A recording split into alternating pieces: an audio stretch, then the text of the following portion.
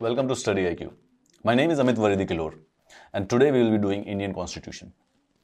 Indian Constitution India के almost हर competitive exams का part है. बेसिकली पॉलिटी का जो सिलेबस है वो हर कॉम्पिटिटिव एग्जाम में पूछा जाता है, चाहे वो यूपीएससी हो, चाहे वो हरियाणा जुडिशरी हो, चाहे वो एसएससी हो, चाहे वो ईपीएफ हो या कोई भी और एग्जाम हो, स्टेट सिविल सर्विसेज के कोई भी एग्जाम्स हो, उन सब में भारत संविधान यानी पॉलिटी एंड गवर्नेंस से रिलेटेड क्वेश्चन जरूर पूछे जाते हैं. स्टडी आईक्यू की इंडियन कॉन्स्टिट्यूशन की इस सीरीज के द्वारा आपको पूरा का पूरा संविधान एक क्रैश कोर्स के द्वारा कंप्लीट कराया जाएगा. चलिए बात करते हैं कि आज हम क्या क्या करेंगे. Indian constitution is a Bible, it's a Quran, it's a Gita of Republic of India. ये एक बुक है हमें ये बताने के लिए कि बेसिकली हमें देश को आगे कैसे ले जाना है, प्रगति की तरफ कैसे ले जाना है, कैसे जिया जाएगा, कैसे गवर्नेंस होगी, कैसे कानून बनाए जाएंगे, कैसे रूल्स बनाए जाएंगे, कौन कौन देश के अंदर रहेगा. बेसिकली एक guide book. That is what the constitution of India is. पर जो ये कॉन्स्टिट्यूशन है ये एक दिन का प्रोडक्ट नहीं है.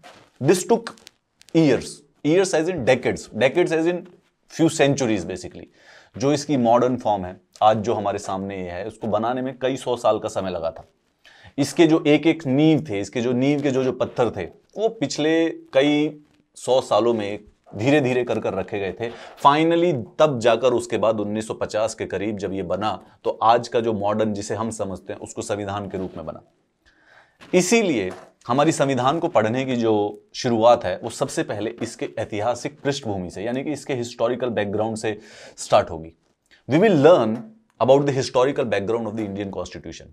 Where does these ideas, the rudimentary ideas of parliament, of a president, of a parliamentary form of governance, of council of ministers, of prime ministers, of state, of governor, ये सारे के सारे आइडिया आते कहाँ से हैं?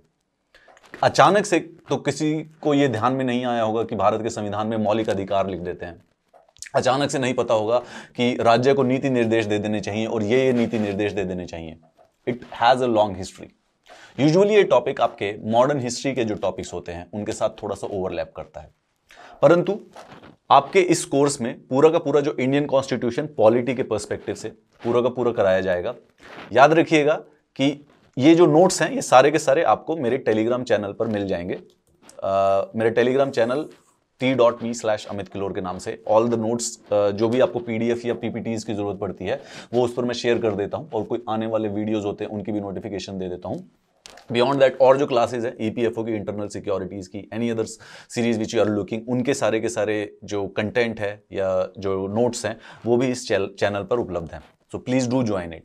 इन केस आपको video से रिलेटेड कोई डाउट्स आते हैं, आपने ये वीडियो देखा कॉन्स्टिट्यूशन का and there is a question in your mind, तो you can join me on my social media and you can directly ask me there only. आप मुझे वहां पे एंगेज कर सकते हैं.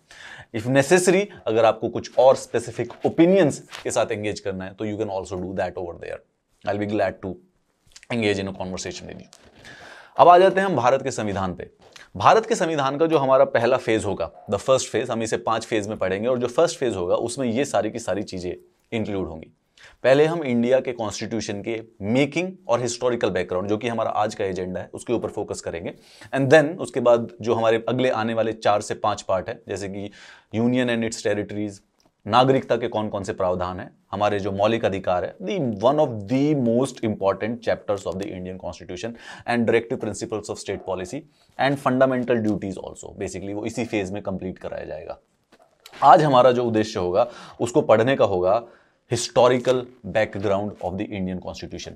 अब वैसे बातों बातों में जनरल नॉलेज के लिए हमें पता है कि जो हमारा कॉन्स्टिट्यूशन था वो फाइनली कमेंस हुआ था 26 जनवरी 1950 से. ठीक है, तभी हम 26 जनवरी को रिपब्लिक डे बनाते हैं, राइट. परंतु हमारे जो कॉन्स्टिट्यूशन की जो जर्नी है, जो इसकी डेस्टिनी थी, जो 26 जनवरी 1950 की जो डेस्टिनी थी, वो बेसिकली इंडिया में नहीं इंग्लैंड में कहीं पर लिखी जा रही थी 31 दिसंबर 1600 को. आज से 400 साल पहले हमारे भारत के संविधान की एक डेस्टिनी के लिए एक इंपॉर्टेंट इवेंट हुआ था. 31 दिसंबर 1600 सदी में ईस्ट इंडिया कंपनी नाम की एक ट्रेडर कंपनी गठित की गई थी इंग्लैंड के अंदर. अब ट्रेडर का मतलब ईस्ट इंडिया कंपनी को अगर आप कभी सोचे, जब पुराने समय में 400 साल पहले सोचे, तो ये समझ लीजिए कि आज के जमाने की एनोलॉजी पे अगर देश में देखा जाए तो कुछ बड़े जो सेठ हैं या कुछ ट्रेडर्स हैं, उन्होंने बैठ के एक कंपनी गठित कर ली। सपोज कीजिए कि आपके शहर में कुछ 10, 15, 20 अमीर लोग हैं और उन्होंने सबने मिलके एक कंपनी बना ली, एक बेसिकली समूह बना लिया, ग्रुप बना लिया, और उन्होंने कहा कि अब हम सब मिलके कहीं दूसरे देश जाते हैं और वहां से रॉ मटेरियल खरीद कर अपने देश में, अपने शहर में बेचा करेंगे। सो एग्जाम्पल के तौर पर दिल्ली में थे 10 लोग हैं, अमीर लोग हैं, 10 लोगों ने सब मिले एक जगह पर क्लब में और उन्होंने बोला कि अब हम सब मिलके कुछ पैसा डालते हैं और जाते हैं अफ्रीका और वहां से कुछ खरीद के लाएंगे और उसे दिल्ली में बेचेंगे। ये काम था ईस्ट इंडिया कंपनी का। ईस्ट इंडिया कंपनी को जब वो 1600 सदी में बनती है तो उस समय, क्योंकि इंग्लैंड तो मोनार्की हुआ करता था, वहां पे राजा हुआ करता, भारत भी उस समय मोनार्की ही था, इंग्लैंड के राजा ने उन्हें चार्टर दिया कि आप जाके ईस्ट इंडिया, इसीलिए इंडिया में जो भी एरिया है, जो भी इंडिया, बर्मा और थाईलैंड, वियतनाम, ये जो सारा जितना भी एरिया है, आप वहां पर जाकर ट्रेड कर सकते हैं।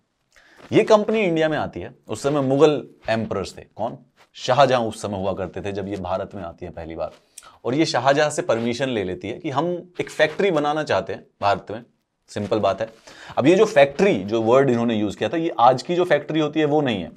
इस फैक्ट्री का मच मोर क्लोजर वर्ड होगा गोडाउन। बेसिकली एक गोडाउन था, ठीक है, एक जगह बना लेते थे। अब इंडिया, अब देखिए उस समय जो मीन्स ऑफ ट्रांसपोर्टेशन थे वो इतने तेज तो नहीं थे जो आज होते हैं।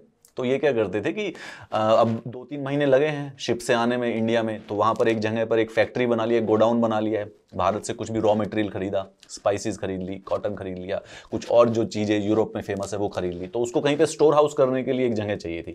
वो जो स्टोर हाउस थी उसका नाम होता है फैक्ट्री। अब ये आती है ईस्ट इंडिया कंपनी सबसे पहले सूरत में, ये इनका सबसे पहला ट्रेडिंग टाउन था। और अपनी इंडिया में जो सबसे परमानेंट पहली फैक्ट्री बनाती है वो बनाती है मसूलीपट्टनम में। ये क्वेश्चन ऐसे यूपीएससी में या आपके हरियाणा जुडिशरी में इस प्रकार के एमसीक्यू के क्वेश्चंस आ जाते हैं पुरानी हिस्ट्री से रिलेटेड और पॉलिटी से ओवरलैप करते हैं, क्योंकि भारत के संविधान की जब ऐतिहासिक पृष्ठभूमि पढ़ते हैं तो ये सारी की सारी चीजें आपको थोड़ी सी जानकारी होनी चाहिए कि कैसे कैसे बढ़े थे, किस प्रकार से ब्रिटिशर्स इंडिया पर रूल करना स्टार्ट कब किया। अभी मैं वैसे आपसे पूछूं, what was the exact date when Britishers started ruling India, बताइए। आई एम वेटिंग, वैसे आके बताने वाला हूं मैं थोड़ी देर में। तो ये ऐसे वहां पर, अब ये जो कंपनी थी ब्रिटिशर्स की, ये बेसिकली आकर यहां पर इस प्रकार से फैक्ट्री वैक्ट्री बनाने लगी। लेकिन 16वीं सदी की बात है, ठीक है, 16वीं सदी की बात। तो इन्होंने क्या किया, जो ये फैक्ट्री थी इसको प्रोटेक्शन करने के लिए ना ये कुछ थोड़ी सी आर्मी भी रखने लग गए। Over a period of slowly थोड़ा थोड़ा आर्मी वार्मी भी रखने लग गए। अब वैसे तो वो सारी की सारी इतिहास की बात है, परंतु हमारे लिए जो आज काम की बात है वो ये है कि फाइनली कहीं ना कहीं जाकर 1756 में एक युद्ध हुआ, बैटल ऑफ प्लासी, जिसको बेसिकली इंडियन सब कॉन्टिनेंट का one of the most seminal और टर्निंग पॉइंट माना जाता है, बैटल ऑफ प्लासी।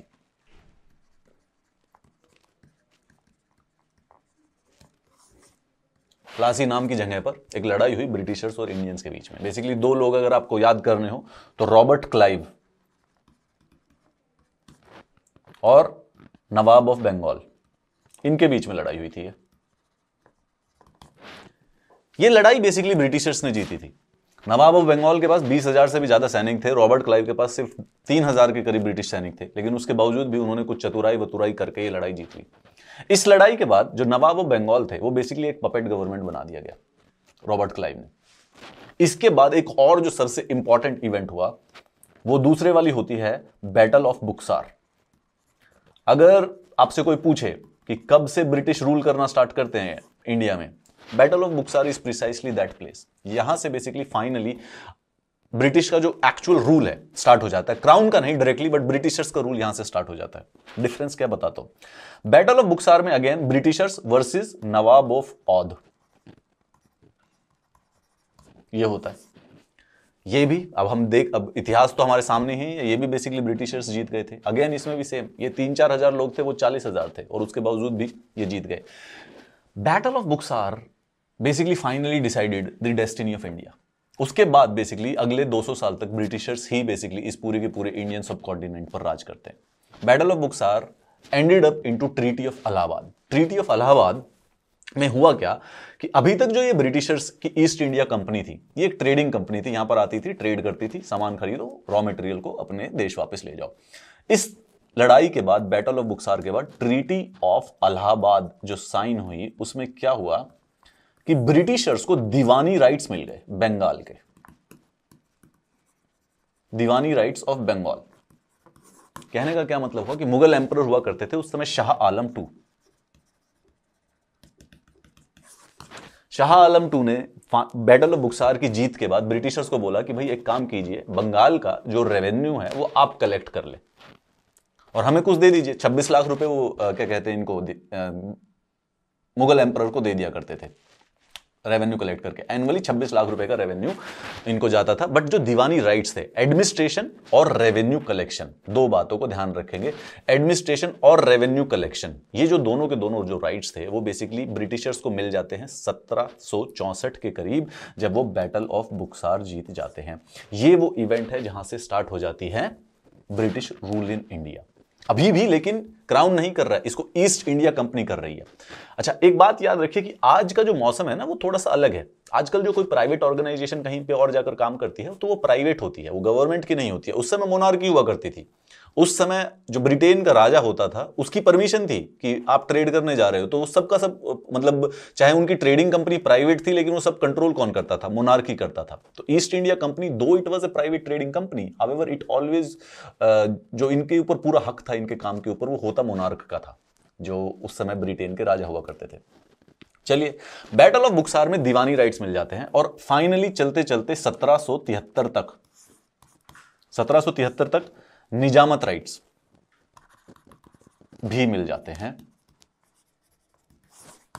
अब ये जो दोनों चीजें हैं, इन दोनों पर ध्यान रखिए कि 1764 में बैटल ऑफ बुक्सार के बाद ईस्ट इंडिया कंपनी को मिल गए हैं दीवानी राइट्स। सर संविधान कहां पे आ रहा है भाई? और 1773 तक इसी प्रोसेस में वो ले लेते हैं कौन से? निजामत राइट्स। निजामत राइट्स भी। अब इनमें फर्क क्या है? देखिए, दीवानी राइट्स होता है रेवेन्यू कलेक्शन और एडमिनिस्ट्रेशन का, और निजामत राइट्स होता है क्रिमिनल लॉज का। अब अगर रेवेन्यू एंड एडमिनिस्ट्रेशन के उनके ब्रिटेन के पास पूरे के पूरे हक आ गए ईस्ट इंडिया कंपनी, तो जो बंगाल की जो प्रेसिडेंसी है उसको सारा का सारा वहां का रेवेन्यू भी कलेक्ट कर रहे हैं, वहां का एडमिनिस्ट्रेशन भी वही मेंटेन कर रहे हैं, और बेसिकली उसको एक 26 लाख रुपए दे देते हैं मुगल एम्परर को बस। 1773 तक उनको निजामत राइट्स भी मिल जाते हैं, यानी कि अब वहां पर जब क्राइम होता है तो ये बेसिकली न्याय भी देने लग जाते हैं, क्रिमिनल राइट्स भी, क्रिमिनल ज्यूरिसडिक्शन भी मिल जाती है। अगर नोटिस करोगे तो इसी चीज को सॉवरेनिटी कहते हैं, इसी चीज को सॉवरेनिटी कहा जाता है। यानी कि 1773 तक बेसिकली बंगाल के ऊपर ईस्ट इंडिया कंपनी की पूरी सॉवरेनिटी थी, क्योंकि तीन जो सबसे इंपॉर्टेंट काम होते हैं वो उन्हीं के हाथ में होते थे। रेवेन्यू वो कलेक्ट किया करते थे, एडमिनिस्ट्रेशन वो मेंटेन किया करते थे, एंड फाइनली उनको निजामत यानी कि क्रिमिनल ज्यूरिसडिक्शन भी उनको मिल गई थी। अब देखा क्या गया कि जो ये रॉबर्ट क्लाइव है, ये वहां पे अपना बैटल ऑफ प्लासी है, उसके बाद लड़ाई वड़ाई करके घर भी जाते थे, क्योंकि they are foreigners in a different land. तो बाद ही फाइनली 5-10 साल काम वाम करके घर भी जाते थे। तो जितने भी जो ब्रिटिश ईस्ट इंडिया कंपनी के जो भी सर्वेंट्स थे, जब वो इंग्लैंड जाते थे तो ये पैसा भर के लेके जाया करते थे, खूब अमीर हो जाया करते थे। अब भाई जब कोई ज्यादा अमीर हो जाता है तो फिर बेसिकली बात भी फैलने लग जाती है। ऐसे लिए फाइनली इसके अंदर करप्शन भी बहुत ज्यादा बढ़ गई, क्योंकि अब कोई अकाउंटेबिलिटी है ही नहीं, प्राइवेट कंपनी है, रेवेन्यू एडमिनिस्ट्रेशन है, सब कुछ, क्रिमिनल ज्यूरिसडिक्शन भी इनके पास है, कोई राजा यहाँ पे है नहीं इनके ऊपर कोई राजा नहीं है, प्राइमरली ऊपर से प्राइवेट कंपनी ना इलेक्टेड है, करप्शन तो होनी थी। इस ईस्ट इंडिया कंपनी को रेगुलेट करने के लिए 1773 में ब्रिटिश संसद यानी ब्रिटिश पार्लियामेंट एक एक्ट निकालता है, रेगुलेटिंग एक्ट ऑफ 1773।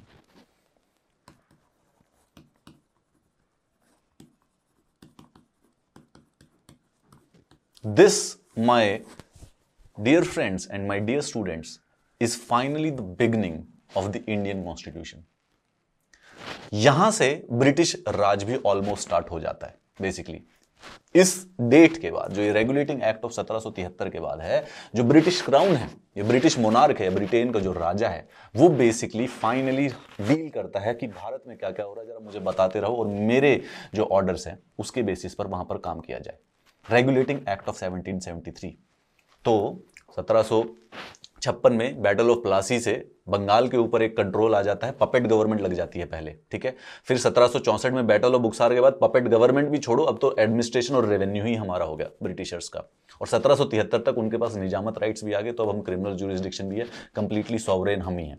अब जब Britain completely east India company completely sovereign हो चुका है बंगाल में, तो जो मोनार्क बैठा हुआ था, ब्रिटिश पार्लियामेंट जो थे, वो भी एक रेगुलेटिंग एक्ट निकालते हैं कि जरा आप जब काम करें वो हमारी जानकारी में थोड़ी ओवरव्यू पे हम देखते रहेंगे कि आप क्या क्या काम कर रहे हैं। And they introduce the regulating act of 1773। आज जो हमारा उद्देश्य है वो ये, जो भारत की आजादी से पहले ब्रिटेन ने जो जो एक्ट निकाले थे और जो उन एक्ट में कौन कौन से इंपॉर्टेंट माइलस्टोन्स थे, हम वो पढ़ेंगे। यूजुअली कॉम्पिटिटिव एग्जाम्स में हर एक एक्ट, जैसे एक रेगुलेटिंग एक्ट ऑफ 1773, फिर उसके बाद एक 1813 में कोई एक मेजर एक्ट आता है, फिर 1833 में, 1858 में, 1891 में, 1909 में, 1919 में, 1935 में, समय समय से ब्रिटिश पार्लियामेंट कानून बनाता रहा भारत के लिए। हर कानून में एक नई डेवलपमेंट थी, कुछ नई एवोल्यूशन थी, कुछ नया इवेंट था। तो यूजुअली हम जब ये पढ़ते हैं historical background of Indian constitution, हम यही पढ़ रहे होते हैं कि भारत की एवोल्यूशन कैसे हुई है पॉलिटी और गवर्नेंस की।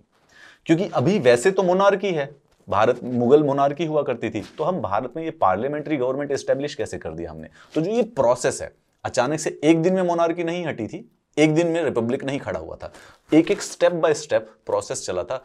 उस स्टेप बाय स्टेप प्रोसेस की स्टडी को हिस्टोरिकल बैकग्राउंड कहा जाता है।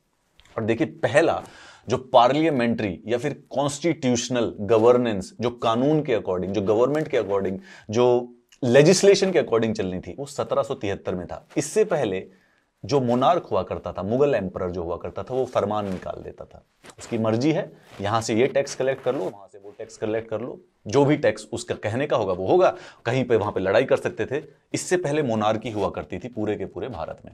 अब यहां पे 1773 के बाद, रेगुलेटिंग एक्ट के बाद, अब यहां पे धीरे धीरे ब्रिटिश गवर्नमेंट की स्टार्ट हो जाती है। 1773 तक एक और बात ध्यान रखिए, उस समय जैसे आपको मैंने बताया कि जब ब्रिटिशर्स इंडिया आए तो वो काम कर रहे थे ट्रेडिंग का, ईस्ट इंडिया कंपनी, ठीक है। तो उनके पास एट द इवेंट ऑफ 1773 वो 3 बड़े एरियाज को कंट्रोल में करते थे। यहां पर एक बंगाल प्रेसिडेंसी जिसे कहा जाता था, एक यहां पर मद्रास प्रेसिडेंसी, और एक यहां पर बॉम्बे प्रेसिडेंसी जिसे कहा जाता था। 3 प्रेसिडेंसी का कहने का मतलब प्रोविंस, जिला, राज्य, कुछ भी है, रूडिमेंट्री फॉर्म था उस समय, एग्जैक्टली फॉर्म नहीं है। बस ये थी कि इंडिपेंडेंट काम किया करती थी। ईस्ट इंडिया कंपनी की है तीनों की तीनों, फैक्ट्री है, कहने का मतलब प्रेसिडेंसी का मतलब है कि वहां पे उनकी फैक्ट्री है और थोड़ी सी एक फोर्ट बना रखा है, और उस आर्मी को, उन फोर्ट को और फैक्ट्रीज को प्रोटेक्ट करने के लिए वहां पर ब्रिटिश आर्मी थी, और उस चीज को प्रेसिडेंसी कहा जाता था। 3 प्रेसिडेंसी हुआ करती थी 1773 में।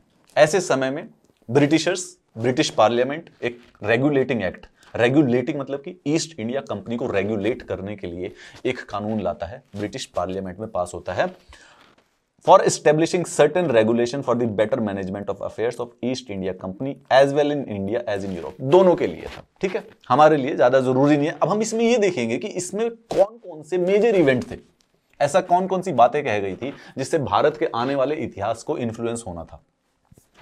पहले तो सबसे पहले इन्होंने सेंट्रल एडमिनिस्ट्रेशन की नींव रख दी। अभी देखिए डिसेंट्रलाइज्ड है, बॉम्बे प्रेसिडेंसी अलग काम करती है, मद्रास प्रेसिडेंसी अलग काम करती है, बंगाल अलग अलग काम करती है, एक दूसरे से कोई लेना देना नहीं है। जो बंगाल प्रेसिडेंसी का कोई गवर्नर है, अगर वो कोई कानून बना देता है तो उसको मद्रास के अंदर वो लागू नहीं होता है इस समय ईस्ट इंडिया कंपनी के। अब लेकिन इसके बाद सेंट्रल एडमिनिस्ट्रेशन, यानी कि पूरा का पूरा भारत एक सिंगल कानून के ऊपर वर्क करेगा, ये यहां से स्टार्ट हो जाता है। क्या स्टार्ट होता है, ये क्या करते हैं, इस कानून में लिख देते हैं कि जो गवर्नर ऑफ बंगाल होगा उसको आज से गवर्नर जनरल ऑफ बंगाल कहा जाएगा। इसका governor of Bengal, governor of Madras, governor of Bombay नहीं। अब गवर्नर ऑफ बंगाल मेन जो सबसे बड़ी प्रेसिडेंसी थी, सबसे इंफ्लुएंशियल थी, जो कि ईस्ट इंडिया कंपनी या ब्रिटेन की 17वीं सेंचुरी में इंडिया में कल्चरल एंड कमर्शियल कैपिटल हुआ करती थी, बंगाल प्रेसिडेंसी। वहां पे जो गवर्नर था उसको बना दिया सबसे सीनियर आदमी, गवर्नर जनरल ऑफ बंगाल। पहले सिर्फ गवर्नर ऑफ बंगाल था, अब उसको बोलने लगे governor general of Bengal. Second, जो मद्रास और बॉम्बे के जो गवर्नर थे वो उसके सब्स्टिट्यूट हो गए। पहले तीनों बराबर थे, अब उसके सब्स्टिट्यूट हो गए कि इसकी बात माननी पड़ेगी आपको। सेंट्रल गवर्नमेंट बननी स्टार्ट हो गई कि एक बंदा, सिंगल बंदा सबके लिए पावरफुल हो गया। The first such governor general was the Lord Warren Hasting. नाम सुना होगा आपने, किताबों में इसकी फोटो भी देखी होगी, देखिएगा जरूर। लॉर्ड वॉरेन हेस्टिंग ये भारत के सबसे पहले रूडिमेंट्री प्रेसिडेंट थे या प्राइम मिनिस्टर। उस समय बेसिकली डिफरेंशिएशन करना मुश्किल है, प्रेसिडेंट भी यही थे, कैबिनेट सेक्रेटरी भी यही हुआ करते थे, सारे के सारे जो लेजिस्लेटिव और जो ब्यूरोक्रेटिक और जो रेवेन्यू से संबंधित काम थे वो एक ही आदमी कर रहा था। ठीक है, वो जो डिस्टिंक्शन है वो धीरे धीरे होनी स्टार्ट होगी। तो वॉरेन हेस्टिंग वो आदमी है जो कि भारत का प्रेसिडेंट भी हुआ करता था उस समय, पार्लियामेंट भी यही था और प्राइम मिनिस्टर भी यही था। लेकिन ये नींव रखता है इन चीजों की जो कि आगे आने वाली है। उसके साथ साथ कलकत्ता में एक सुप्रीम कोर्ट भी बना दी जाती है जिसके पास ओरिजिनल और एपेलेट ज्यूरिसडिक्शन थी, comprising 1 chief justice and 3 other जजेस। ठीक है, ये यूपीएससी में पूछा भी गया था क्वेश्चन कभी कभी। 1774 में एक सुप्रीम कोर्ट बनती है जो कि इन तीनों प्रेसिडेंसी में जो भी क्रिमिनल काम होगा या कोई भी और इश्यू हो जाएगा तो वो सीधा सीधा उस सुप्रीम कोर्ट पर, कलकत्ता के वहां पर जाया जा सकता था। एंड बॉम्बे और मद्रास प्रेसिडेंसी तो सबऑर्डिनेट बना दिया जाता है। अब ये था, एक स्टेप लिया गया। आगे आने वाला इसके अंदर कुछ और बदलाव लाए गए पिट्स इंडिया एक्ट 1784 से। ठीक है, दूसरे वाला। अब वैसे ये भी एक रेगुलेटिंग एक्ट है, इसको रेगुलेटिंग एक्ट ऑफ 1784 भी कह सकते हो, लेकिन उस समय जो ब्रिटेन संसद के प्राइम मिनिस्टर हुआ करते थे उनका नाम पिट था, उन्होंने ये एक्ट को इंट्रोड्यूस किया था, तो इसलिए इसे पिट्स इंडिया एक्ट ऑफ 1784 भी कहा जाता है। 1773 में सेंट्रलाइजेशन की शुरुआत होती है। उसमें कुछ और इंप्रूवमेंट लाने के लिए 11 साल के बाद ब्रिटेन पार्लियामेंट एक और नया कानून पारित करता है। उसमें क्या करता है, Indian affairs came under direct control of British government in Britain, distinguish between the commercial and the political functions of the company. ये एक नया स्टेप लेते हैं। स्टेप क्या लेते हैं, पहले तो 1773 की नजर से आप देखिए, उन्होंने बोल दिया कि गवर्नर जनरल ये बना दीजिएगा, जो नॉर्मल बात है। 1784 में ये क्या कहते हैं कि जो ईस्ट इंडिया कंपनी है उसके काम अब 2 अलग अलग तरीके से होंगे। क्या होगा भैया, एक तो होगा बोर्ड ऑफ डायरेक्टर्स और एक होगा बोर्ड ऑफ कंट्रोल। इसको कंफ्यूजन में ना हो, रीजन ये है कि एक ट्रेडिंग कंपनी है, यानी कि वो एक कॉर्पोरेट भी है जो आज के मॉडर्न टर्म में प्राइवेट बिजनेस होता है, उसके साथ साथ वो रेवेन्यू भी कलेक्ट कर रही है, उसके साथ साथ वो क्रिमिनल ज्यूरिसडिक्शन भी दे रही है। यानी आज की जो डिफरेंट डिफरेंट बॉडीज हैं वो सब एक ही थी उस समय, अब वो धीरे धीरे अलग अलग होना स्टार्ट होती है।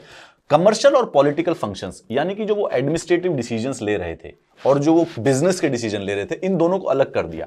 इन्होंने एक कोर्ट ऑफ डायरेक्टर बना दी ईस्ट इंडिया कंपनी की। जो कोर्ट ऑफ डायरेक्टर होंगे वो सिर्फ कमर्शियल काम में डील किया करेंगे और उसके साथ एक बना दिया अलग से board of control to manage political affairs, to supervise and direct all operation of civil and military governments and revenue of the British government. यानी कि एक तो कमर्शियल वाली, यानी कि फर्स्ट कंपनी बन गई वो कि सिर्फ काम करना है प्राइवेट बिजनेस के तौर पर, और दूसरा बना दिया उसके अंदर बोर्ड ऑफ कंट्रोल, 6 मेंबर का board of control, basically mini parliament की तरह, कि पॉलिटिकल फंक्शंस अलग कर दिए गए हैं, फाइनेंशियल कमर्शियल फंक्शंस अलग कर दिए गए हैं। This happens in the Pitt's India act. Basically Bharat के पहले पार्लियामेंट की नींव रख दी गई थी यहाँ पे, बहुत ही रूडिमेंट्री फॉर्म में। उसे पार्लियामेंट कहा नहीं जा सकता है टेक्निकली सही टर्म्स में, बट देख लीजिए कि अब इन्होंने 6 लोग बना दिए हैं, 6 लोग बैठ के डिस्कस करके डिसीजंस लिया करेंगे अब पॉलिटिकल आने वाले। चलिए, it established a dual form of government. जब भी हम पार्लियामेंट पढ़ रहे हो तो 2-3 वर्ड्स आते हैं, डुअल गवर्नमेंट,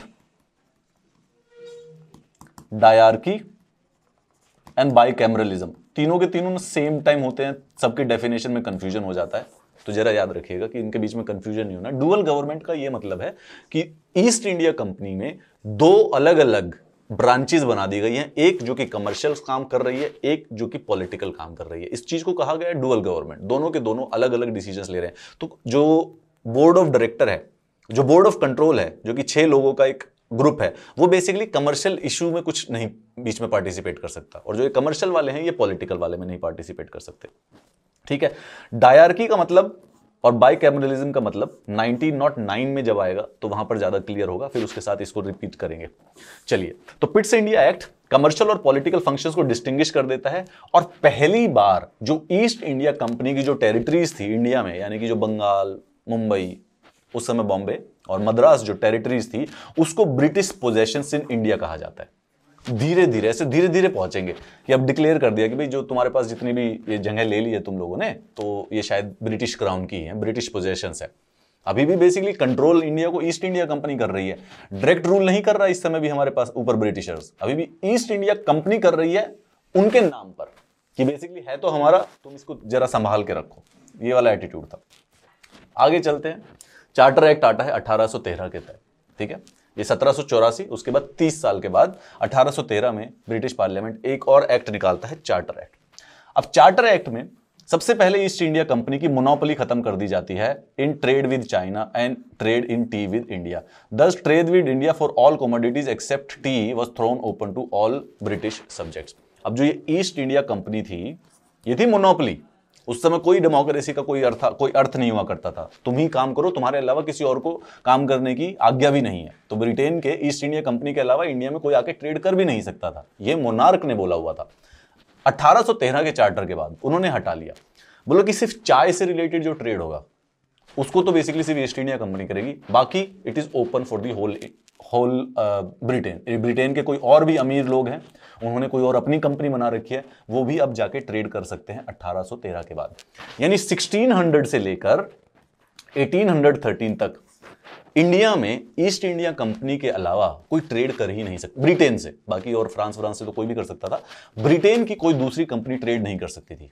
1813 के बाद ब्रिटेन की कोई भी कंपनी इंडिया के साथ ट्रेड कर सकती है, और टी, चाय से संबंधित सिर्फ और सिर्फ ईस्ट इंडिया कंपनी कर सकती थी। चलिए, ये 1833 था जिसमें फाइनली ईस्ट इंडिया कंपनी से ट्रेड ही हटा दिया गया था। आ रहे हैं उसके ऊपर। It asserted the sovereignty of British crown over companies territories in India, constitutional positions of British territories in India explicitly defined for the first time. अब पहले वाला जो पिट्स इंडिया एक्ट था ना, वहां पे बस मेंशन था कि ब्रिटिश टेरिटरीज जो हैं वो क्राउन की हैं, आप जरा ध्यान रखिए। यहां पे लॉ के अंदर लिख दिया कि जो ईस्ट इंडिया कंपनी की टेरिटरीज हैं इंडिया में, वो बेसिकली ब्रिटिश की टेरिटरीज हैं। नाउ कंट्रोल और आगे बढ़ता जा रहा है। It allowed the Christian missionaries to come to India for the purpose of enlightening the people. पहली बार क्रिश्चियन मिशनरीज भी बेसिकली भारत के अंदर आ सकते थे। It provided the spread of western education among the inhabitants of the British territories in India, 1 lakh rupees for education in native India. I just said this statement in English, and that statement, when I'm saying in English, is probably this thing was decided in 1813 by the Charter Act. Charter act 1813 decide करता है कि अब जो भारत में एक काम कीजिए, जरा पश्चिमी जो शिक्षा है उसको भी वहां पे डालना शुरू कीजिए। तो जो इंग्लिश की, हो सकता है अगर ब्रिटिशर्स नहीं होते तो हम इंग्लिश स्कूल्स नहीं होते, हम कुछ और पढ़ रहे होते। the history would have taken a different course, we do not know. But अब जो हमारी वेस्टर्न एजुकेशन की जो नींव रखी गई थी वो 1813 में यहां पे रख दी गई। जो पूरे के पूरे भारत का बजट था उसमें से 1 लाख रुपए भारत के जो नेटिव्स हैं उनकी शिक्षा पर खर्च किया जाएगा। बहुत इंटरेस्टिंग बात है कि टोटल बजट 49 लाख रुपए था, उसमें से 1 लाख रुपए एजुकेशन पर खर्च किया जाता। That's like more than 2%। It was a huge amount as far as the share of the education can be considered budget में। 49 लाख में से 1 लाख भारत की शिक्षा पर खत्म किया जाएगा उस समय, और उस समय के 49 लाख काफी ज्यादा होते होंगे। It authorized the local governments in India to impose taxes on persons. They could also punish the person for not paying taxes. अभी अगर टैक्सेस नहीं पे करते हैं आप तो आपको सजा मिल सकती है। ये 1813 में बेसिकली ब्रिटिशर्स के द्वारा दी गई देन है। कहीं से वापस मिले तो आप पूछिए कि भाई ये क्यों किया था। 20 साल के बाद दोबारा एक और कानून लिया जाता है, same to same charter act 1813। अब 20 साल के बाद भाई रिव्यू भी तो होगा, 20 साल तक सेम तो नहीं चलते रहना चाहिए। 1833 में दोबारा आता है चार्टर एक्ट 1833, उसको सेंट हेलेना एक्ट भी कहा जाता है। इसके अंदर नई नई चीज है। जो सेंट्रलाइजेशन 1773 में स्टार्ट हुआ था कि भाई गवर्नर ऑफ बंगाल को गवर्नर जनरल ऑफ बंगाल बना दिया गया, वो फाइनली यहां पर कंप्लीट हो जाता है। ठीक है, धीरे धीरे स्टेप्स ले रहे हैं हम, फाइनल स्टेप्स टुवर्ड सेंट्रलाइजेशन। जो गवर्नर जनरल ऑफ बंगाल है अब उसका नाम बदलकर कंप्लीटली नाम कर दिया जाता है गवर्नर जनरल ऑफ इंडिया। बात ही खत्म, बहस ही खत्म। अब ये भारत का गवर्नर जनरल है, ये पहला आदमी था विलियम बेंटिक। बहुत सही मायनों में कहा जाए तो ये इंडिया का फर्स्ट प्रेसिडेंट है, William Bentinck, in the legal and the true sense, rudimentary form में। गवर्नर जनरल के पास सारी की सारी सिविल और सारी की सारी मिलिट्री पावर्स थी।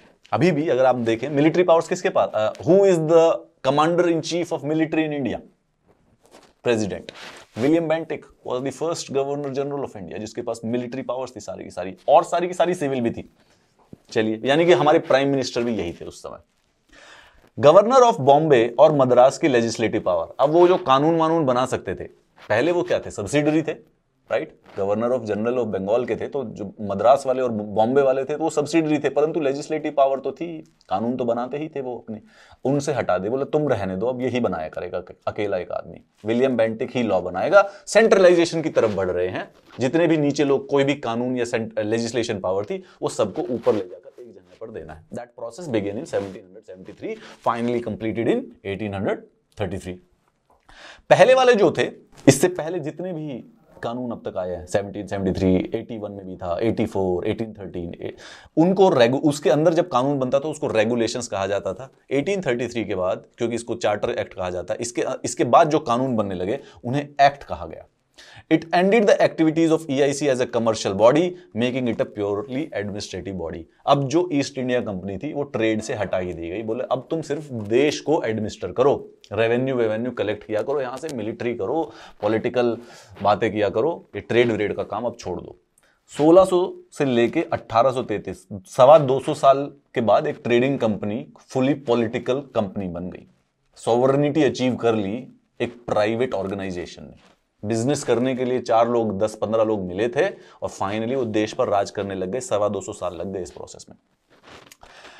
इंट्रोड्यूस्ड लॉ मेंबर मैकाकुले इन गवर्नर जनरल्स काउंसिल। जो भी यूपीएससी की तैयारी कर रहा है उसके लिए सबसे इंपॉर्टेंट ह्यूमन बीइंग है मैकाकुले। 1833 में लॉ मेंबर बना दिया गया मैकाकुले। ये वो आदमी है जिसने, जो इंडिया का फर्स्ट लॉ कमीशन हेड करता है, first law commission. This is the person who finally made Indian penal code. Bharat पे आजकल जब भी कोई क्राइम करता है तो उसके ऊपर धारा लगती है। अगर फ्रॉड करते हैं 420 की धारा, मर्डर कर दिया तो 307 की धारा। ये जो मर्डर को 307 की धारा में लिखा गया, ये मैकाकुले ने किया था। उसने 1833 में ये फर्स्ट लॉ कमीशन में बनते हैं, फिर ये एक ड्राफ्ट बनाते हैं क्रिमिनल लॉ के लिए, और उस आचार संहिता को इंडियन पीनल कोड जो कहा जाता है, 2 आचार संहिता हमारे यहां पर लगी थी 1 जनवरी 1862 से, ठीक है, उस दिन लगी नहीं थी, इन्होंने तो 1835 में दे दिए थे सारे के सारे सजेशंस। 1 जनवरी 1862 को लगी थी, तब तक इनकी मृत्यु भी हो चुकी थी, परंतु he is finally basically the architect और the creator of the Indian penal code. ये इंडियन पीनल कोड पाकिस्तान में भी लगा हुआ है, उसका नाम बदल के उन्होंने पाकिस्तान पीनल कोड कर दिया है, परंतु है यही जो मैकाकुले ने बनाया था। बांग्लादेश में भी यही लगा हुआ है, और भी उसके बावजूद कुछ और कंट्रीज है, ब्रुनई, श्रीलंका, वहां पर भी इंडियन पीनल कोड लगा हुआ है। इस पे तब से लेके 150 साल से लेके अमेंडमेंट्स होते आए हैं, बट उसके बावजूद भी think about the brilliance of the person जिसने ये 170 साल पहले बनाया और अभी तक एक्चुअली में पूरे के पूरे देश के कानून को संभाले हुए है, उसका ढांचा है, उसका स्ट्रक्चर है। फाइनली मैकाकुले वही आदमी है जो कि बेसिकली बाद में सिविल सर्विस कमीशन के भी हेड थे 1855 में। यही वो हैं जिसकी वजह से अब बेसिकली यूपीएससी, बाद में उस समय बताता हूं कि भारतीयों को बेसिकली सिविल सर्विसेज के अंदर एंट्री देनी चाहिए। He was the person, not this, ये तो विलियम बेंटिक है, मैकाकुले जो है जानिएगा जरूर। हर एक यूपीएससी स्टूडेंट्स को पता होता है मैकाकुले कौन है, इंडियन सिविल सर्विसेज के almost architect and Indian penal code के, यानी पुलिस सर्विसेज से रिलेटेड जो भी बातें हैं उनके भी आर्किटेक्ट यही हैं। Provision of open competition negated by this act. 1833 में बेसिकली कानून में ऐसा बोला गया कि यार ओपन कंपटीशन रखो, जो सिविल सर्विसेज होती हैं उसमें ओपन कंपटीशन रखो। अच्छा, एक कमाल की बात, अब ध्यान से फिर से सुन के देखो, ये जो बात हो रही थी पीछे कि कमर्शियल और पॉलिटिकल फंक्शंस अलग अलग होने लग रहे हैं, इसका मतलब क्या था? इसका मतलब यह था कि जो ये पॉलिटिकल फंक्शंस अलग अलग होने लग जाएंगे, इसके लिए सिविल सर्विसेज की जरूरत पड़ेगी। रेवेन्यू को संभालने के लिए अब वो ट्रेडर बिजनेसमैन नहीं चाहिए, उनको चाहिए सिविल सर्विसेज। इस सिविल सर्विसेज में कौन एडमिशन लेगा? इस सिविल सर्विसेज में वो एडमिशन लेता था जो ईस्ट इंडिया कंपनी के बोर्ड ऑफ डायरेक्टर थे, वो नॉमिनेट कर दिया करते थे। 1833 के चार्टर एक्ट पर कहा जाता है कि वो जो सिविल सर्विसेज में आप जो लोगों को एंट्री दे रहे हो वो ओपन कंपटीशन के द्वारा कर दो, ताकि कोई भी उसमें पार्टिसिपेट कर सके। अभी तक ईस्ट इंडिया कंपनी नॉमिनेट कर रही थी।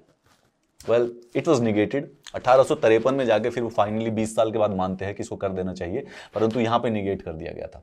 पूछा जाएगा कि कब आती है ओपन सर्विस, ओपन के लिए कब होते हैं वो? 1853 में आएगा। Restriction on immigration of Europeans acquires property were lifted. Europeans basically Bharat में प्रॉपर्टी खरीद सकते हैं। Indian laws codified and consolidated. इससे पहले भारत के जो लॉज थे उसको नॉन कोडिफाइड थे, किसी ने फरमान दे रखा है, कहीं कोई अलग है, कोई कानून अलग है रेवेन्यू से रिलेटेड, इन्होंने फाइनली उसको कोडिफाई कर दिया। No Indian denied employment under company on basis of religion and colour. मौलिक अधिकारों जैसी आवाज आ रही है इस स्टेटमेंट से कि no Indian denied employment under company on basis of religion और कलर।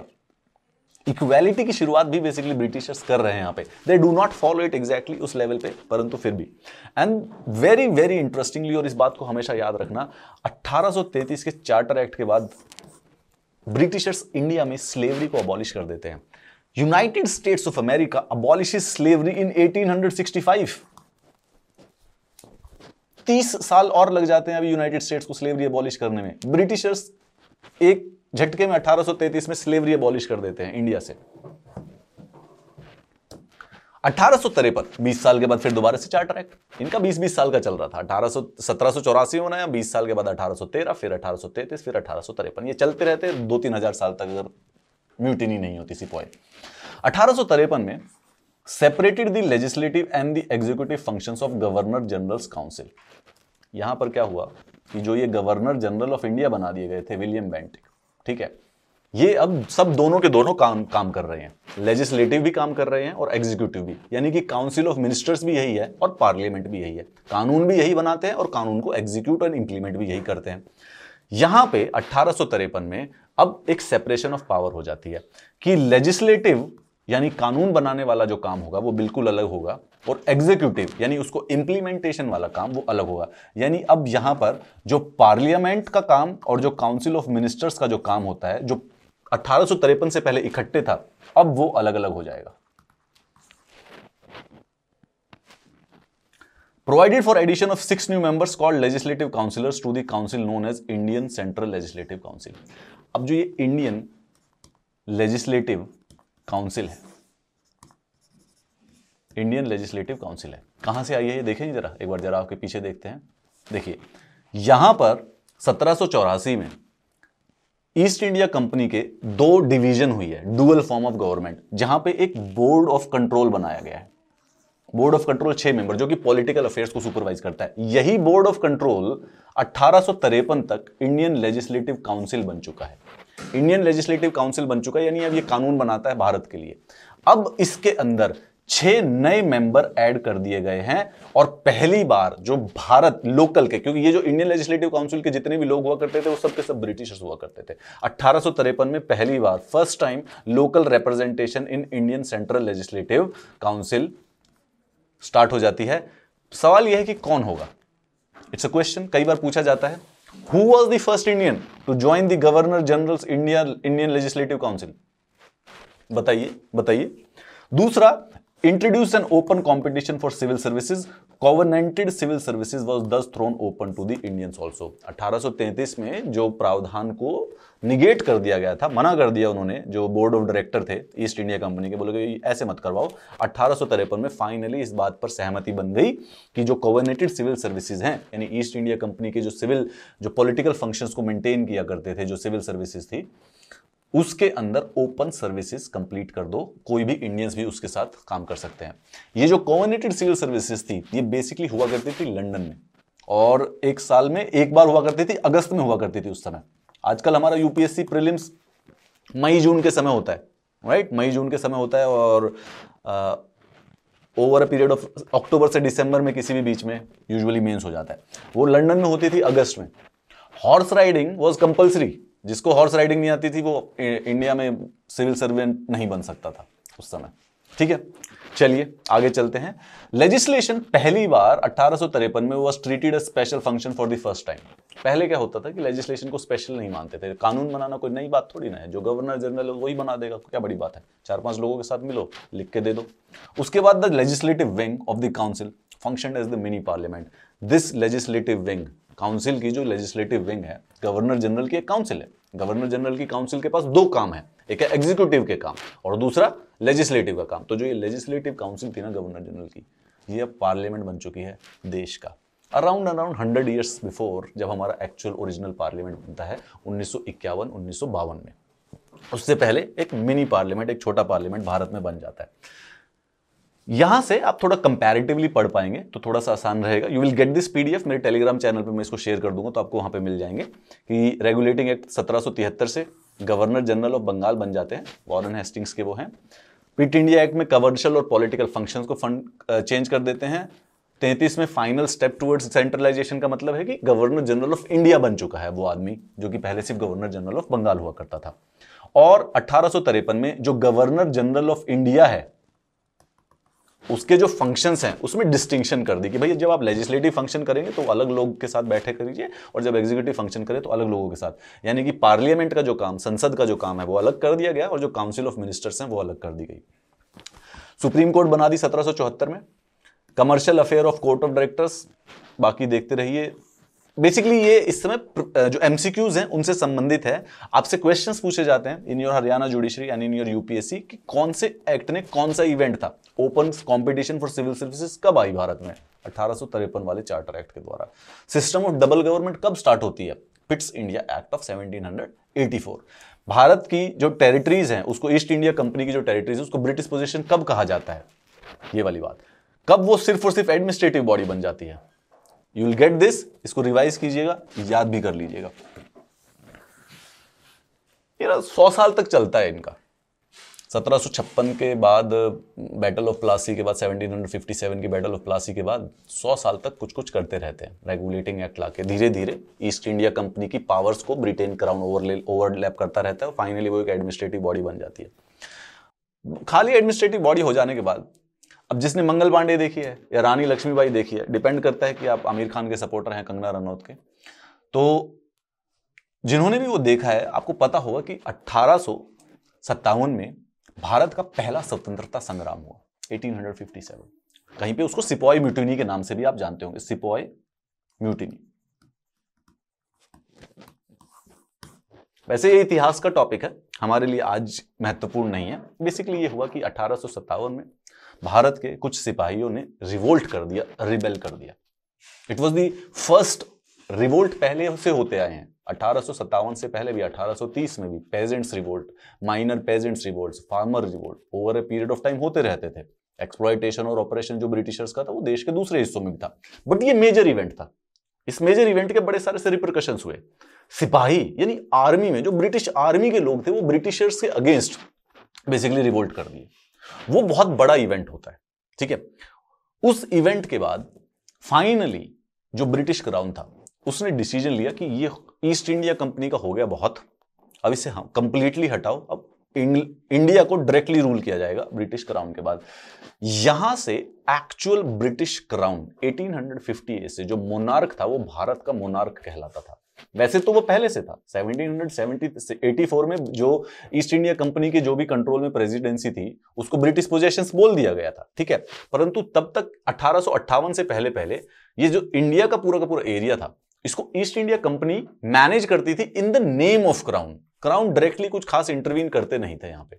अब यहां से जो ये बीच में इंटरमीडिएरी है इसको हटा दिया गया 1858 में सिपॉय म्यूटिनी के बाद। It was also known as act for the good government of India. Rule of company was replaced by the rule of crown. तो 1773 से लेकर 1858 का जो पीरियड है उसको कहा जाता है रूल ऑफ कंपनी।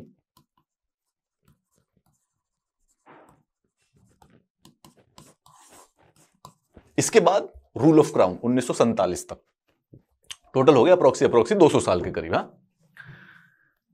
अब जब रूल ऑफ क्राउन हो गया तो हटा दिया गया। अब सिंपल बात है कि ये डेजिग्नेशन बदलनी पड़ती है। गवर्नर जनरल ऑफ इंडिया था उसको हटा के कर दिया vice Roy of India, basically president. Vice Roy is the president of India. ये ऑफिशियल एकदम प्रेसिडेंट थे, राष्ट्रपति हुआ करते थे यहाँ पे। Vice Roy became the agent of the crown. अभी हम, अगर आपने किसी ने संविधान पढ़ा है तो आपने देखा होगा कि जो स्टेट में जो गवर्नर होता है उसे एजेंट ऑफ सेंटर कहते हैं, राइट। गवर्नर बनाते हैं स्टेट में। स्टेट में एक तो चीफ मिनिस्टर है और दूसरा है गवर्नर, और गवर्नर को अपॉइंट कौन करते हैं? राष्ट्रपति, जो कि एक सेंटर के प्रतिनिधि के रूप में स्टेट में होते हैं।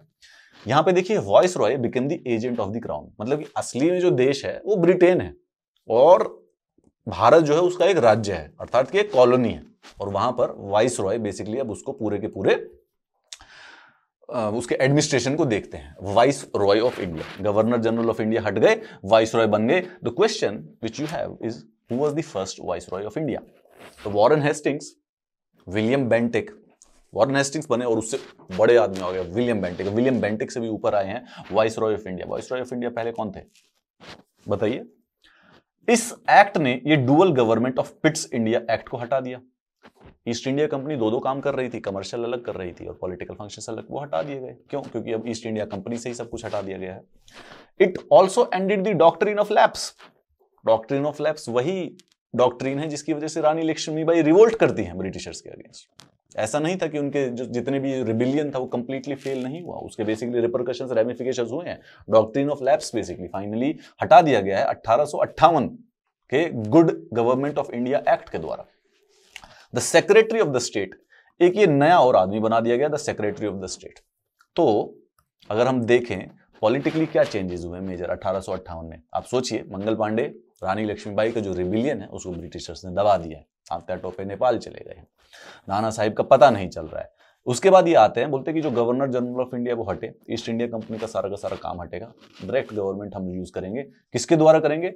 वाइस रॉय ऑफ इंडिया के द्वारा। ये यहाँ पे इंडिया में रहेगा, हमारा एजेंट है ये काम किएगा। इस वाइस रॉय के साथ साथ ये ब्रिटेन के अंदर, अब वाइस रॉय तो इंडिया में रहता था, ब्रिटेन के अंदर ये रख देते हैं सेक्रेटरी ऑफ स्टेट।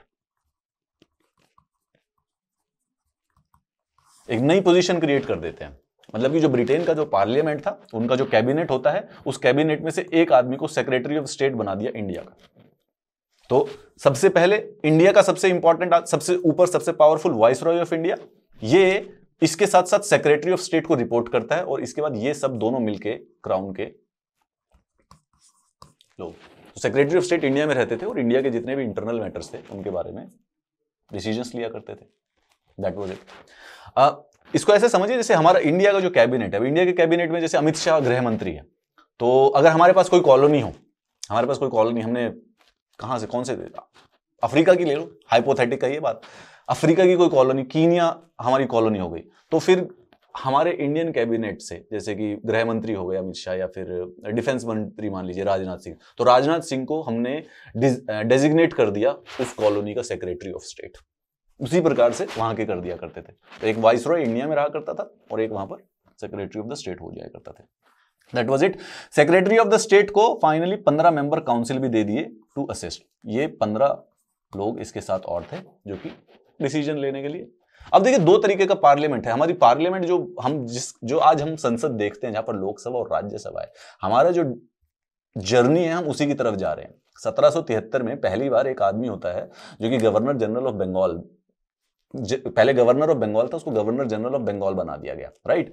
वो उस समय पार्लियामेंट भी है, लोकसभा भी वही था, राज्यसभा भी वही था, प्रेसिडेंट भी वही था, प्राइम मिनिस्टर भी वही था। धीरे धीरे धीरे धीरे बढ़ बढ़कर अभी हम यहां पर आ गए हैं जहां पे प्रेसिडेंट भी है, पार्लियामेंट भी है, मिक्स्ड चीजें हैं, अलग अलग डिसीजंस, अलग अलग कुछ कुछ है।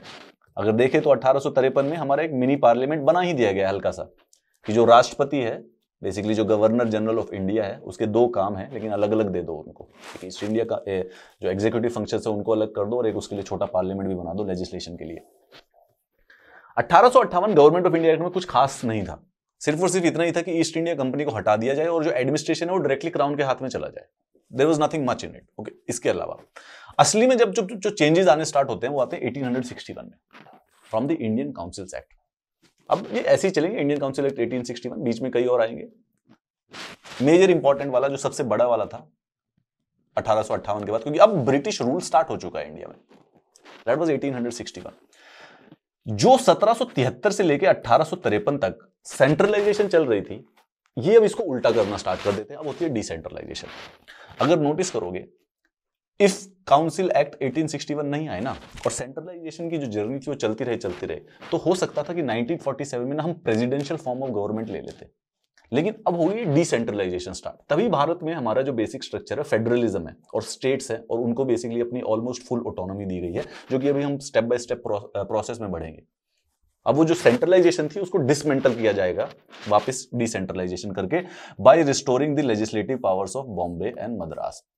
1833 में जो गवर्नर जनरल ऑफ बंगाल था उसको गवर्नर जनरल ऑफ इंडिया बना दिया गया था, और जो मद्रास और बॉम्बे थे उनके पास से पावर ही हटा दी गई थी। तुम्हें कानून बनाने की क्या जरूरत है जब ये बना रहा है? तो अब वो दोबारा से रिस्टोर कर दी कि भाई तुम भी सही काम कर लेते हो, जरा अच्छे कानून बना के हमें बताओ कैसे करते हैं। लेजिस्लेटिव पावर दोबारा से आई, डिसेंट्रलाइजेशन का एक प्रोसेस भारत में स्टार्ट हो गया। Introduce representative institutions in India by associating Indians with law making process. Indian legislative council में 1853 में पहली बार इंडियन यानी लोकल रिप्रेजेंटेशन स्टार्ट होती है, और अभी तक आपने मुझे नाम नहीं बताया है कि कौन था वो पहला भारतीय जो कि इंडियन लेजिस्लेटिव काउंसिल का मेंबर था। 1861 के इंडियन काउंसिल के बाद जो ये लोग रिप्रेजेंटेटिव इंस्टीट्यूशंस यानी जो ये बॉम्बे और मद्रास की जो लेजिस्लेटिव काउंसिल थी, इनके अंदर भारतीयों को एंट्री मिल जाती है। इंडीड पहले जो 3 लोग थे यहां पे, राजा ऑफ बनारस, महाराजा ऑफ पटियाला और सर दिनकर राव। अभी देखो रिप्रेजेंटेशन है लेकिन इलेक्शंस नहीं हो रहे हैं, नॉमिनेट किए जा रहे हैं। बड़े लोग उस समय के जो अमीर महाराजा, सर, राजा जो थे उनको बेसिकली वाइस रॉय की काउंसिल के अंदर इंट्रोड्यूस कर दिया गया। चलिए रिप्रेजेंटेशन हो गई भाई, राजा ऑफ बनारस को रिप्रेजेंट करेंगे, दिनकर राव रिप्रेजेंट करेंगे। It empowered the viceroy to issue ordinances during emergency.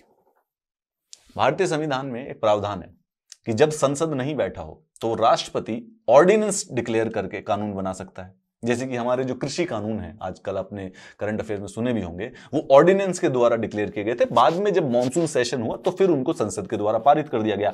That power of ordinance which president have was first time introduced in the Indian land by the Indian council act of 1861। 1861 में power दी गई थी viceroy को। Emergency लग रही है कानून बनाने के लिए, जो लेजिस्लेटिव काउंसिल है इसकी ज्यादा जरूरत नहीं है, इतना समय व्यर्थ मत करना, जल्दी से ऑर्डिनेंस डिक्लेयर कर देना।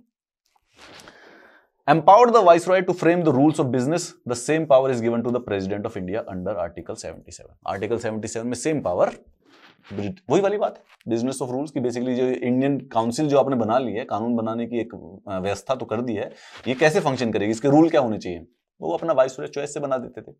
भारत के अनुच्छेद नंबर 77 जो फाइनली बनेगा उसमें प्रेसिडेंट के पास है। Bengal, North West Frontier Provinces और पंजाब के लिए भी नए लेजिस्लेटिव काउंसिल बना दिए गए।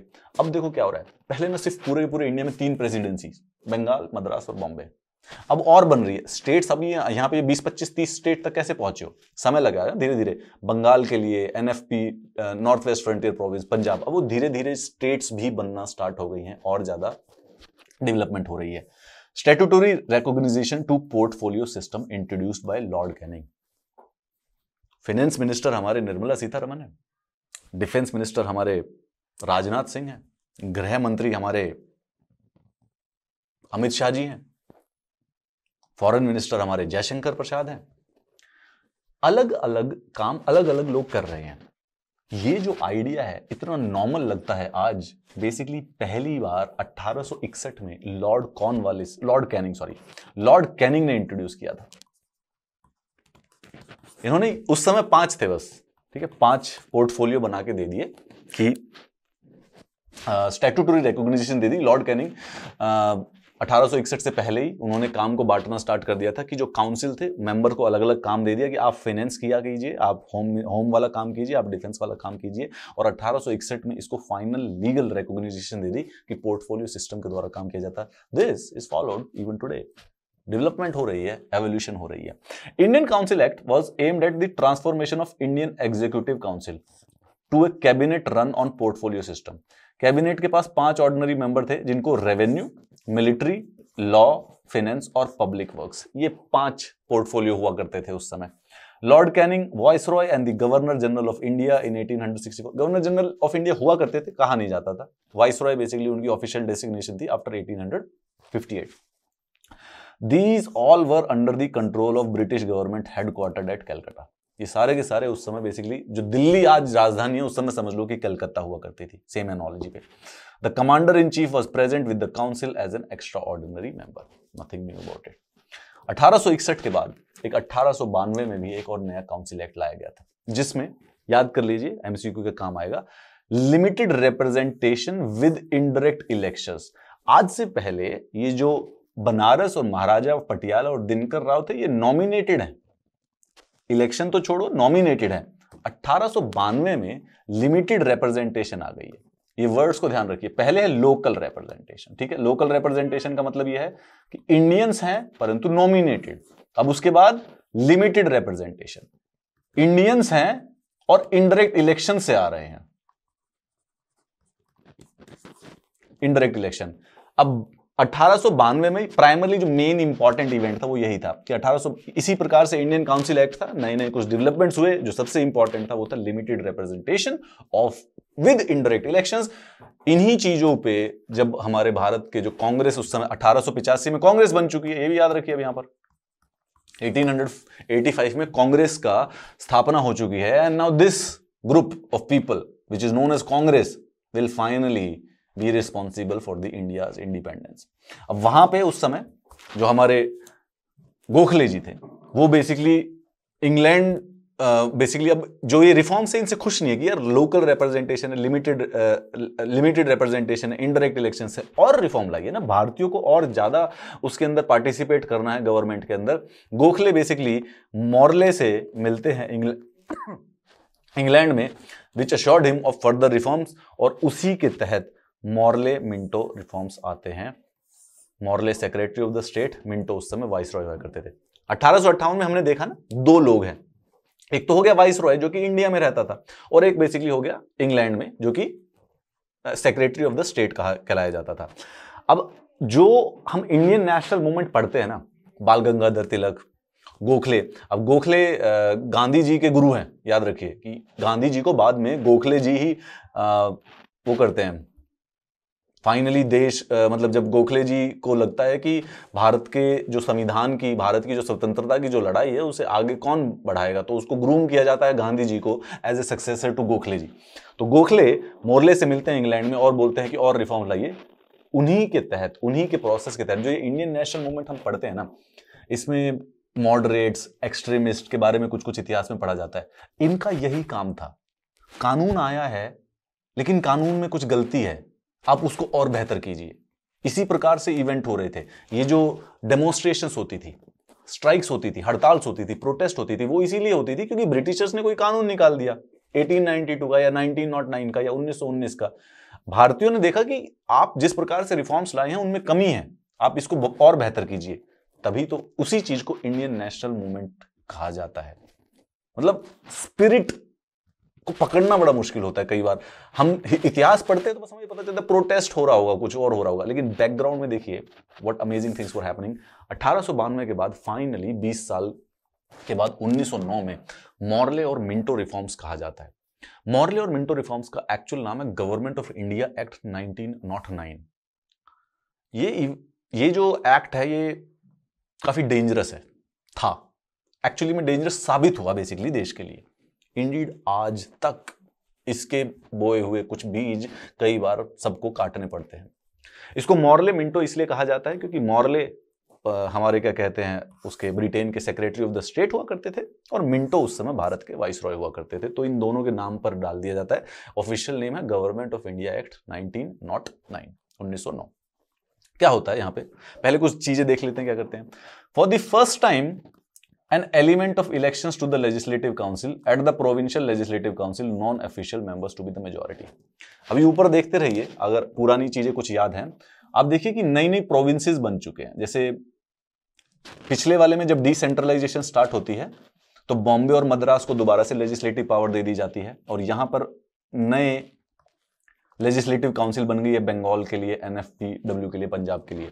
यानी अगर आप देखेंगे 1909 में क्या था कि दो तरीके के लॉ मेकिंग बॉडीज थी। एक तो जो ये वाइसरॉय हुआ करता था, वाइसरॉय ये इंडिया के ऊपर है सबसे नंबर 1, मतलब एज इन की द प्रेसिडेंट ऑफ इंडिया, और इसकी काउंसिल है इंडियन लेजिस्लेटिव काउंसिल जो कि पूरे देश के लिए कानून बना रही है। और इसके साथ साथ जो ये नीचे प्रेसिडेंसीज हैं, बॉम्बे हो गई, मद्रास हो गई, NFPW हो गई, ठीक है, इन्होंने भी छोटी छोटी लेजिस्लेटिव काउंसिल्स बना ली है। क्यों? क्योंकि उनको पावर दे दी गई है। 1861 के काउंसिल एक्ट के बाद even the legislative powers has been restored to the provinces also.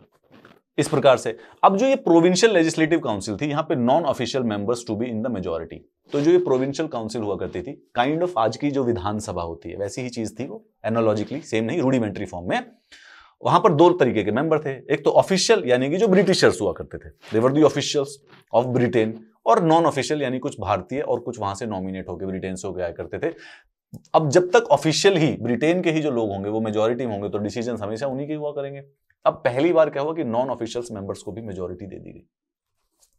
First time an element of elections to the legislative council, 1892 में जो इंडियन काउंसिल एक्ट आता है उसमें इनडायरेक्ट इलेक्शन है, लिमिटेड रिप्रेजेंटेशन है। गोखले जी, बाल गंगाधर तिलक जी और जो इंडियन नेशनल मूवमेंट के मेंबर्स थे उन्हीं चीजों को रिफॉर्म करवाने की कोशिश कर रहे हैं। तो 1909 में उस रिफॉर्म पर एक एक्स्ट्रा रिफॉर्म होता है कि चलिए थोड़ा सा इलेक्शंस का कुछ एंगल इंक्लूड कर देते हैं आपके लिए। यहां पर ब्रिटिशर्स एक मिस्टेक करते हैं बड़े वाली, they introduce the separate electorates for Muslims और कम्युनल रिप्रेजेंटेशन को लीगलाइज कर देते हैं। इससे पहले ना किसी को ये आइडिया नहीं था ट्रू फॉर्म में कि जो मुस्लिम्स और जो हिंदू है ना उनकी डेस्टिनी अलग अलग है। पर जब उनको लीगलाइज कर दिया गया ना सो उसके बाद वो अलाइन नहीं हो पाई। बोथ द ग्रुप्स थॉट कि जो इनको घाटा है वो मेरा फायदा है, जो मेरा फायदा है वो इनका घाटा है। जब इंटरेस्ट डिसअलाइन हो जाए तो बहुत कैटास्ट्रोफी होता है। 1909 में ब्रिटिशर्स ने भारत में कम्युनलिज्म की ऐसी नींव रखी, इवन नाउ अभी भी वो वही है। नफरत फैलती रहती है दूसरे समुदाय से, किसी भी प्रकार से बायस और प्रेजुडिस बढ़ता रहता है। This happened in 1909, remember it as a MCQ question. Representation in excess of population according to Muslim, idea ये था कि जितनी मुस्लिम्स की पॉपुलेशन होगी उतनी उनकी इंडियन लेजिस्लेटिव काउंसिल्स में उनके मेंबर्स होंगे। ठीक है, पहले ऐसा नहीं था, पहले कुछ नहीं था। ठीक है, अगर इंडियन लेजिस्लेटिव काउंसिल में 60 मेंबर है तो कोई भी कर लो, किसी भी धर्म के हो, कोई खास डिफरेंस नहीं है। सबको लगता था कि इंडियन जो भी मेंबर्स होंगे वो डिसीजन सबके फायदे में लिए जाएंगे। यहां पर इन्होंने डर पैदा कर दिया कि अगर सिर्फ हिंदू मेंबर हुए इंडियन लेजिस्लेटिव काउंसिल में तो मुस्लिम्स के लिए फायदे की डिसीजन तो नहीं लिए जाएंगे। तो इसीलिए जितनी मुस्लिम की पॉपुलेशन है उसी के प्रोपोर्शन में मुस्लिम मेंबर भी होने चाहिए। Communal representation, britisher the biggest ever, this is when the Britishers actually become the villains of India. First time के लिए association of Indians with the executive councils of viceroy and governors. अभी से पहले legislative में Indians थे, executive में नहीं थे। जो अभी हमने इससे पहले जितनी बात की ना, गवर्नर के जो वाइसरॉय थे उनके दो कामों को अलग अलग कर दिया 1853 में, एग्जीक्यूटिव और लेजिस्लेटिव। और 1853 से there are reforms going on कि लेजिस्लेटिव में इंडियंस को पार्ट है। ठीक है, जैसे यहां पे देखिए 1853 में क्या होता है, यहां पर लेजिस्लेटिव और एग्जीक्यूटिव फंक्शंस को अलग कर दिया गया है गवर्नर जनरल के। ठीक है, गवर्नर जनरल के अलग कर दिया है। इस लेजिस्लेटिव में लोकल रिप्रेजेंटेशन इंट्रोड्यूस की गई है। इसके साथ साथ 1861 में, सॉरी यहां पे 1892 में इसी में लिमिटेड रिप्रेजेंटेशन है लेजिस्लेटिव के अंदर ही। पहली बार 1809 में मॉर्ले और मिंटो रिफॉर्म्स के द्वारा एग्जीक्यूटिव काउंसिल में भी बेसिकली इंडियंस को एंट्री मिल जाती है। पहले आदमी थे Satyendra Prasad Sinha, became the first Indian to join the viceroy executive council. He was appointed as the law member. आपने मुझे अभी तक नहीं बताया कि 1853 में जो लेजिस्लेटिव काउंसिल में भारतीय था पहला, वो कौन था?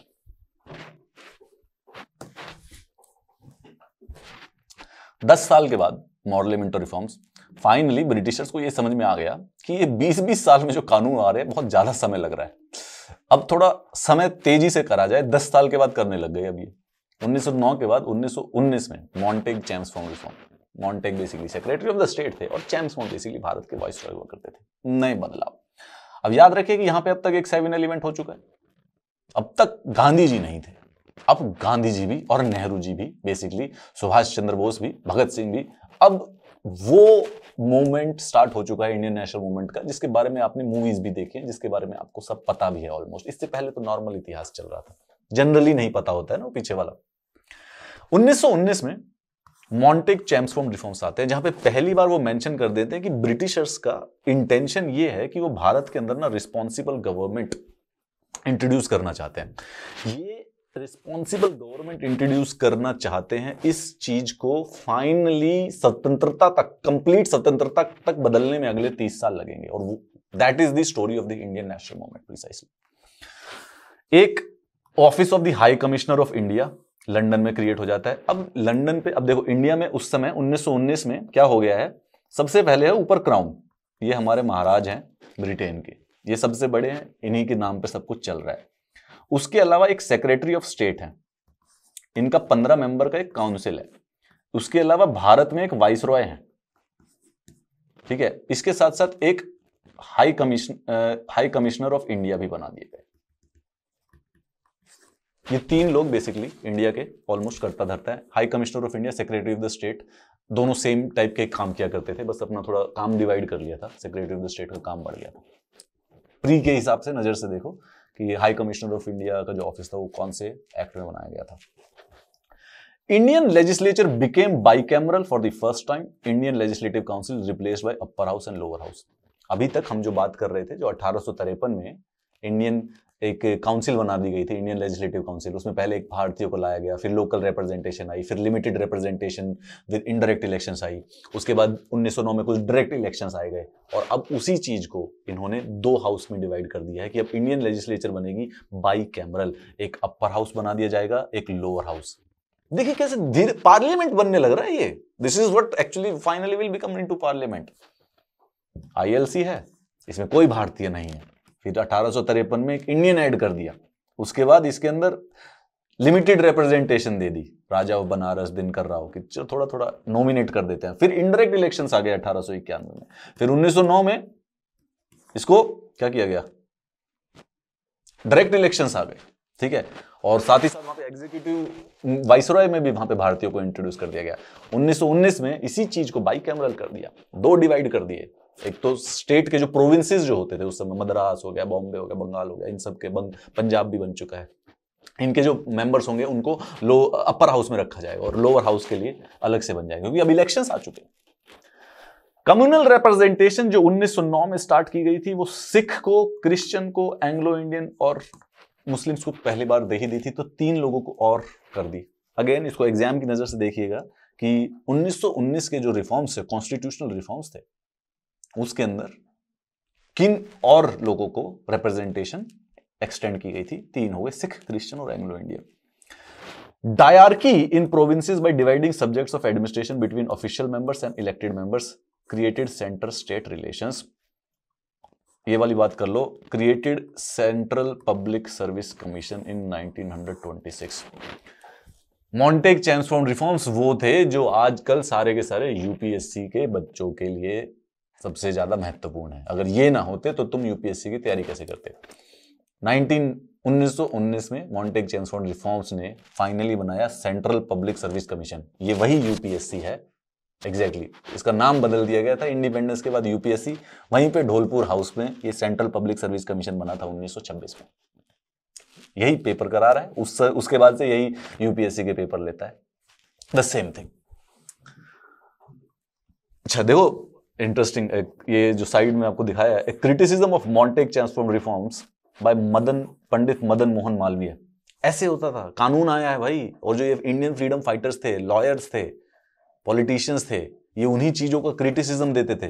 कानून आता है, सरकार के द्वारा कानून बनाया जाता है, तो परफेक्ट तो हो ही नहीं सकता, किसी प्रकार का तो कोई क्रिटिसिज्म होता ही होता है, और ब्रिटिशर्स वालों में ज्यादा हुआ करते थे। इस प्रकार से यही चीजें फाइनली इंडियन नेशनल मूवमेंट को बिल्ड कर रही हैं। चलिए आगे चलते हैं। अच्छा, डायरकी क्या थी? जो प्रोविंसेस थे,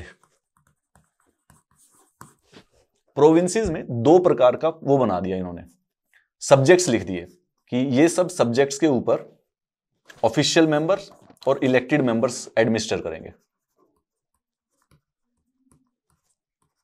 यानी कि जो विधानसभा होगी वो काम करेगी। और उसके बाद एक बना दिया रेजिडुअरी सब्जेक्ट्स, जो कि गवर्नर डायरेक्ट एडमिनिस्टर करता था किसी और से बिना पूछे।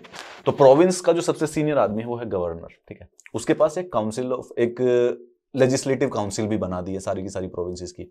तो एक सब्जेक्ट्स हैं जो कि जब भी एडमिनिस्टर होते हैं उस लेजिस्लेटिव काउंसिल की एडवाइस के ऊपर होते हैं।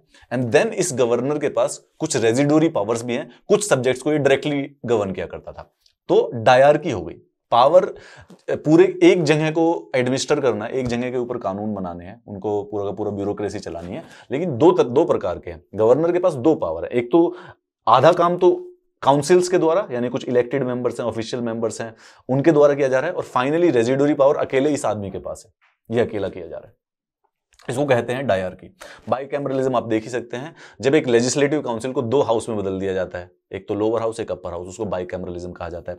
ये जो बाइकैमरलिज्म एग्जिस्ट किया था इंडियन लेजिस्लेचर 1919 में, उस समय 6 प्रोविंसेस में दिया गया था। इंडिया में अभी भी बाइकैमरलिज्म 6 प्रोविंसेस में है। सेम नहीं है, ये मत सोचना कि सेम है, परंतु उस समय जैसे यूपी में स्टार्ट किया गया था, महाराष्ट्र में स्टार्ट किया गया था, वो अभी भी कंटिन्यूड है। Just a pre question, find out कि भारत में कौन कौन से राज्य हैं जहां पर इस समय भी बाइकैमरलिज्म है, यानी विधानसभा भी है और विधान परिषद भी है। अब ये जो फोटो आपने देखी है, ये आपने देखी है कहीं, चाहे आप पहचानते हो या ना पहचानते हो, कहीं ना कहीं आपकी आंखों के सामने से कभी गई जरूर है।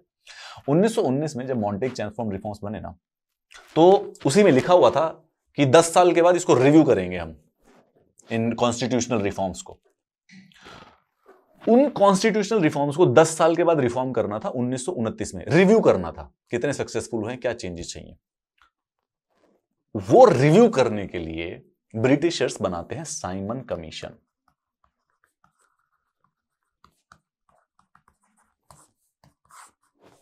दो साल पहले 1927 में बना देते हैं। 7 मेंबर थे इसके कमीशन में, सारे के सारे अंग्रेज, all of them are Britishers. And hence Indian national movement, जो भारत के स्वतंत्रता सेनानी थे, वो इस साइमन कमीशन को अपोज करते हैं। साइमन गो बैक, जो संवैधानिक रिफॉर्म्स का रिव्यू भारत के लिए करना है, उसमें एक भारतीय नहीं है। ये कैसी बात हुई? बहुत ही पैरेलल एनालॉजी है आजकल। जब फार्मर प्रोटेस्ट के लिए सुप्रीम कोर्ट ने एक कमेटी बिठाई, तो 4 लोग थे उसके अंदर, परंतु चारों के चारों लोग प्रो फार्म लॉज थे, मतलब जो भी फार्म लॉज के थे, उन्होंने उसके सपोर्ट में कहीं ना कहीं पर आर्टिकल लिखे हुए थे। तो फार्मर्स कहते कि ऐसी कमेटी का हम क्या करेंगे जिसके अंदर पहले से ही प्रो फार्म लॉज वाले कैंडिडेट्स हैं। साइमन कमीशन में भी कुछ ऐसा ही था कि ब्रिटिशर्स हैं सातों के सातों, एंड उसके अगेंस्ट प्रोटेस्ट चले थे पूरे के पूरे देश में। Simon go back. इसी किसी एक प्रोटेस्ट में लाठीचार्ज के समय लाला लाजपत राय जी की मृत्यु हो गई। आगे चलते हैं। साइमन कमीशन उस समय, मतलब जैसे आज भी सरकार पीछे नहीं हट रही है, ब्रिटिशर्स भी नहीं हटते थे, ऑपरेशन तो कर ही देते थे। वो नहीं माने, साइमन कमीशन ने अपनी रिपोर्ट सबमिट की। साइमन कमीशन ने रिपोर्ट सबमिट की। उस साइमन कमीशन पे जो रिपोर्ट थी, उसके ऊपर डिस्कशन होने के लिए राउंड टेबल हुए थे। 3 राउंड टेबल कॉन्फ्रेंस, आपने नाम सुना होगा, इतिहास में कहीं ना कहीं पढ़ा भी होगा।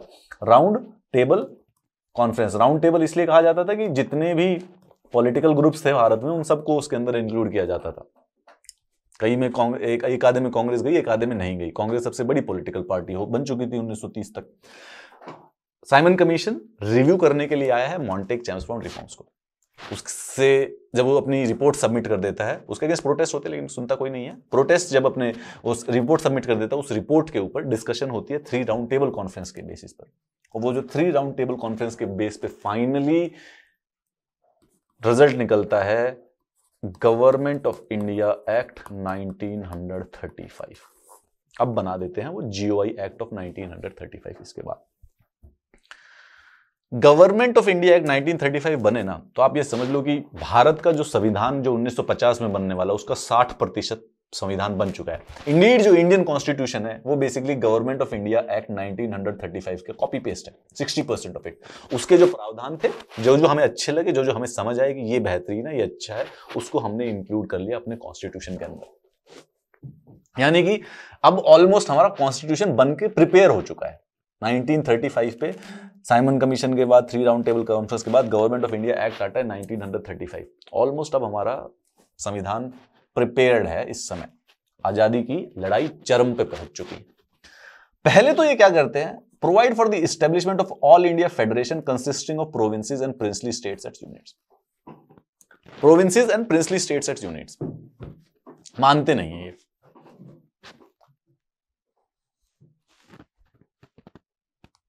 ये मतलब एज इनकी जो प्रोविंसेस थे, बंगाल, मद्रास, NFWP, ये सब के सब थे। NW north West frontier province, NWFP, ये सब थे। और उसके साथ साथ जो प्रिंसली स्टेट्स थे जो कि डायरेक्ट ब्रिटिश के कंट्रोल में नहीं हुआ करते थे, परंतु सुजेरनिटी मानी हुई थी, वो ब्रिटिशर्स की संप्रभुता को माना करते थे और ब्रिटिशर्स को जरूरत पड़ने पर रेवेन्यू भी दे दिया करते थे। उनको बोलते एक यूनिट बना देंगे, ऑल इंडिया फेडरेशन बना देंगे। जैसे यूनाइटेड स्टेट्स का है, अलग अलग राज्य थे, मिलके एक देश बना लिया, यूनाइटेड स्टेट्स। स्टेट्स हैं, यूनाइट हो गई। उसी तरह से भारत का बना रहे थे ऑल इंडिया फेडरेशन, माने ही नहीं, प्रिंसली स्टेट्स ने कभी ज्वाइन ही नहीं किया। रेजिडुअरी पावर सारी की सारी वाइसरॉय को दे दी गई। डायरकी जो सिस्टम था वो फेल हो गया था, उसको हटा दिया, बोलो छोड़ो ये काम, गवर्नर को आधी अलग पावर दे दी, अलग पावर दे दी, कोई फायदा नहीं है। Indeed they introduce provincial autonomy in its place. Provincial autonomy, अलग अलग प्रोविंस है, फुल ऑटोनॉमस है, अपने आप को चलाओ किसी भी तरीका से। यही बेसिकली फाइनली फेडरलिज्म में बदल गया अगर देखा जाएगा तो। राज्य है, अगर आप देखें, मोर और लेस ऑटोनॉमस है हमारे देश में। अगर कोई गड़बड़ ना हो तो मतलब जो चीफ मिनिस्टर होता है वो बेसिकली एक प्रधानमंत्री की तरह होता है राज्य का, ऑटोनॉमी है। Responsible government in provinces, bicameralism in 6 out of 11 provinces. ये 6 में से अभी भी कई सारे मैंने जैसे बोला आपको कि कौन कौन से 6 हैं, याद रखिए। उनमें से देखेंगे कि वो पहले से उसी समय इंट्रोड्यूस किए गए थे। यूपी हो गया, महाराष्ट्र हो गया।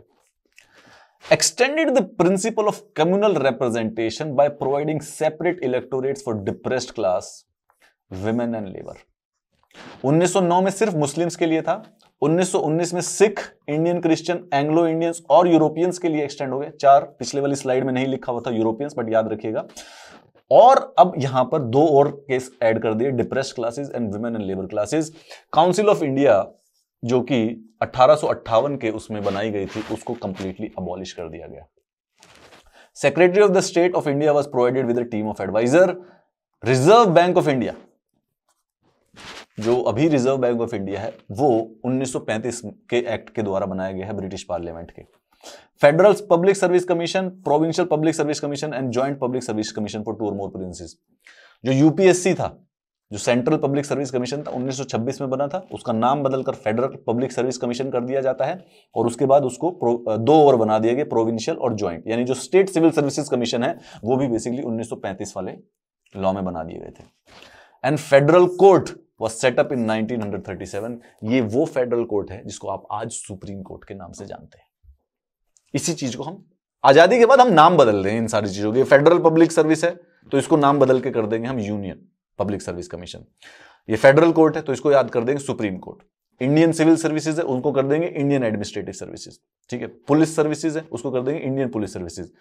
सर आरबीआई का क्यों नहीं किया? देखो, जो जो चीज कॉन्स्टिट्यूशन में इंक्लूड है उसका नाम बदल देंगे, उसको थोड़ा भारतीयता का नाम दे देंगे। तो federal public service commission constitution में है, फेडरल कोर्ट कॉन्स्टिट्यूशन में है, उन सबका नाम बदला हुआ है। RBI, reserve bank of India, does not feature in our Indian constitution, हमारे संविधान का पार्ट नहीं है वो। Indian independence act of 1947 is passed by the British parliament. ये जो एक्ट है, ये वो एक्ट है जिससे फाइनली भारत की स्वतंत्रता को डिक्लेयर किया जाता है। इस एक्ट के अंदर लिखा हुआ है, तभी इंडिया स्वतंत्र, पता है क्यों? क्योंकि इस एक्ट के अंदर लिखा हुआ है कि India is an independent and sovereign state from अगस्त 15, 1947। ये उसमें लिखा हुआ है, हेंस इंडिया इज फ्री। ये कानून मोस्ट प्रोबेबली इंडिया के लिए सबसे इंपॉर्टेंट कानून है। इसकी ओरिजिनल प्रति ब्रिटिश म्यूजियम के पास है। ये जो कानून था, Indian independence act is also an act for Pakistan. उस समय इन्होंने नाम उसका इंडियन इंडिपेंडेंस एक्ट है, परंतु पाकिस्तान की इंडिपेंडेंस भी इसी के अंदर लिखी हुई है। इस एक्ट में लिखा गया है कि 2 independent dominions of India and Pakistan बनेंगे with right to secede from British commonwealth. Governor general of each were to be appointed by the king on the advice of the dominion cabinet. तो अभी भारत आजाद, जो रिपब्लिक है, republic, India is a republic, वो अभी बनने में समय है। 1947 को जब हम आजाद हो जाते हैं ना, हम अभी रिपब्लिक नहीं बने हैं, उस दिन हम ना डोमिनियन थे। डोमिनियन का कहने का मतलब ये होता है कंप्लीटली फ्री, कंप्लीटली सॉवरेन। बस नाम के लिए हम अभी भी एसोसिएटेड हैं ब्रिटेन से। उस समय तक हम ब्रिटेन, बेसिकली जो ब्रिटेन का मोनार्क था वो बेसिकली इंडिया का मोनार्क भी कहलाया जा सकता था। बट बाकी हम सब कुछ करेंगे अपनी मर्जी से, उनका कोई किसी भी प्रकार का इंटरेक्शन नहीं हो सकता था हमारे से। सिर्फ एक मॉरल प्यार मोहब्बत की बात थी कि आप मोनार्क हो, इसके अलावा कुछ नहीं। उस चीज को कहा जाता है डोमिनियन। तो हमारे इंडिया और पाकिस्तान दो डोमिनियन थे।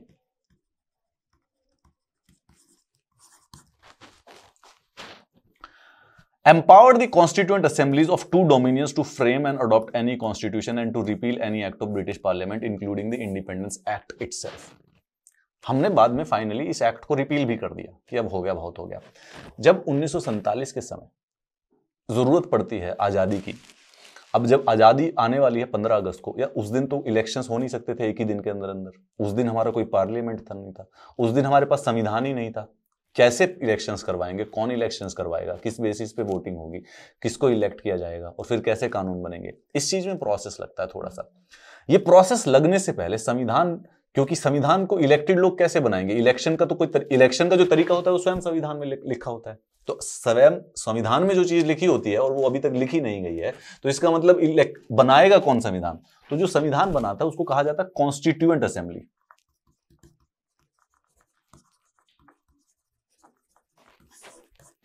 ये क्या होता था, अगर आप देखें 1935 का जो ये एक्ट था, तो ये जो डायरकी है, ये जो 6 आउट ऑफ 11 प्रोविंसेस हैं, इन 11 प्रोविंसेस में अभी ओवर ए पीरियड ऑफ 1891 से लेके अगर आप देखें, धीरे धीरे इलेक्शंस की बातें होने लग गई थी, डायरेक्ट रिप्रेजेंटेशन आ गई थी, लोकल रिप्रेजेंटेशन आ गई थी। तो 1935 के बाद इन्हीं 11 प्रोविंसेस में इलेक्शंस करवाए गए थे। वो इलेक्शंस बेसिकली 7 में कांग्रेस जीत गई थी। नेहरू जी उत्तर प्रदेश के इलेक्शंस के, बेसिकली आप ये समझ लीजिए कि नेहरू जी 1937 के करीब उत्तर प्रदेश के चीफ मिनिस्टर हुआ करते थे। एनालॉजिकली, एग्जैक्ट उस बात पे मतलब एनालॉजिकली समझने की बात कीजिए, यूपी एक प्रोविंस हुआ करता था और उसके इलेक्शंस करवाए जाते थे, और उसमें बेसिकली जो ज्यादा सीटें थी वो कांग्रेस ने जीती थी और नेहरू जी उत्तर प्रदेश से जीते थे।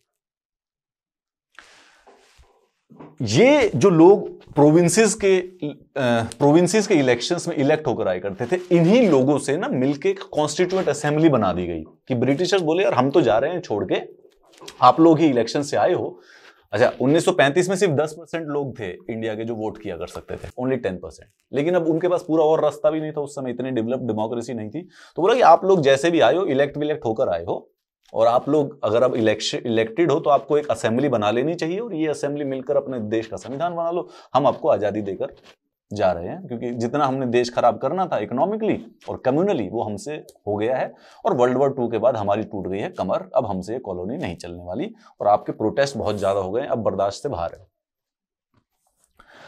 Office of the secretary of the state of India abolish कर दिया। जब देश ही नहीं, जब कॉलोनी ही नहीं रहा तो सेक्रेटरी वहां पर काम क्या किया करेगा। उसके सारे के सारे function secretary of the state for Commonwealth affair को चले गए। ड्यूअल फंक्शंस, जो कॉन्स्टिट्यूएंट असेंबली बनेगी उसके बारे में आ रहा हूं मैं, चिंता मत करो, उसको 2 फंक्शंस दे दिए गए, कॉन्स्टिट्यूएंट और लेजिस्लेटिव। यानी कि लेजिस्लेटिव मतलब कि जब तक संविधान ना बन जाए तब तक पार्लियामेंट का काम आप कर लीजिए। तो वो जो कॉन्स्टिट्यूएंट असेंबली थी जो बनेगी, अभी बताता हूं कैसे बनी है, उसके पास 2 पावर दे दी। एक तो संविधान तो तुम बनाओगे ही बनाओगे, और जब तक नहीं बन जाए तब तक कानून भी तुम ही बना लिया करो। It declared this Dominion legislature as the sovereign body, granted freedom to Indian princely state either to join the Dominion of India or Dominion of Pakistan or to remain independent। यानी इस कानून के अंदर यह भी लिख दिया गया कि 2 डोमिनियन बनेंगे, भारत का और पाकिस्तान का। इन दोनों की दोनों जो कॉन्स्टिट्यूएंट असेंबलीज हैं, ये सबसे सॉवरेन बॉडी है। ये दोनों चाहें तो अपना अपना खुद का संविधान बना सकती हैं, और इसमें किसी प्रकार का कोई इंटरफेयर नहीं करेगा। ये जो बाकी जो प्रिंसली स्टेट्स हैं, इनके पास फ्रीडम है किसी को भी ज्वाइन करने की। ये वाली बात थी। एंड फाइनली इसके बाद द 2 डोमिनियंस आर बॉर्न। ये 15 अगस्त 1947 को भारत के न्यूज़पेपर्स के front page. Political freedom for 1/5 of the human race. Power assumed by the Indians. Constituent assembly के मेंबर थे, ओथ लेते हैं, work for the common prosperity, और फिर सारे के सारे the birth of India's freedom, August 15 1947। Nation wakes to new life. Mister Nehru ने बोला big effort from the people, incessant striving task of future. आज भी ट्रू है ये, incessant striving task of future. Bharat के भविष्य को अब भी आप लोगों की जरूरत है, संविधान को समझने की जरूरत है कि हम क्या बनना चाहते हैं, हेट या फियर के ऊपर, या बेसिकली प्रोग्रेस, लिबर्टी, फ्रेटर्निटी, भाईचारा, दोस्ती के ऊपर। सेम टू सेम चीज। लॉर्ड माउंटबेटन पाकिस्तान को ग्रीट करते हैं, मिस्टर जिन्ना के बारे में न्यूज है, frenzied enthusiasm in Bombay, new cabinet of India बन चुके हैं जिसमें सिर्फ 14 मेंबर थे, and Pandit Nehru to be the premiere.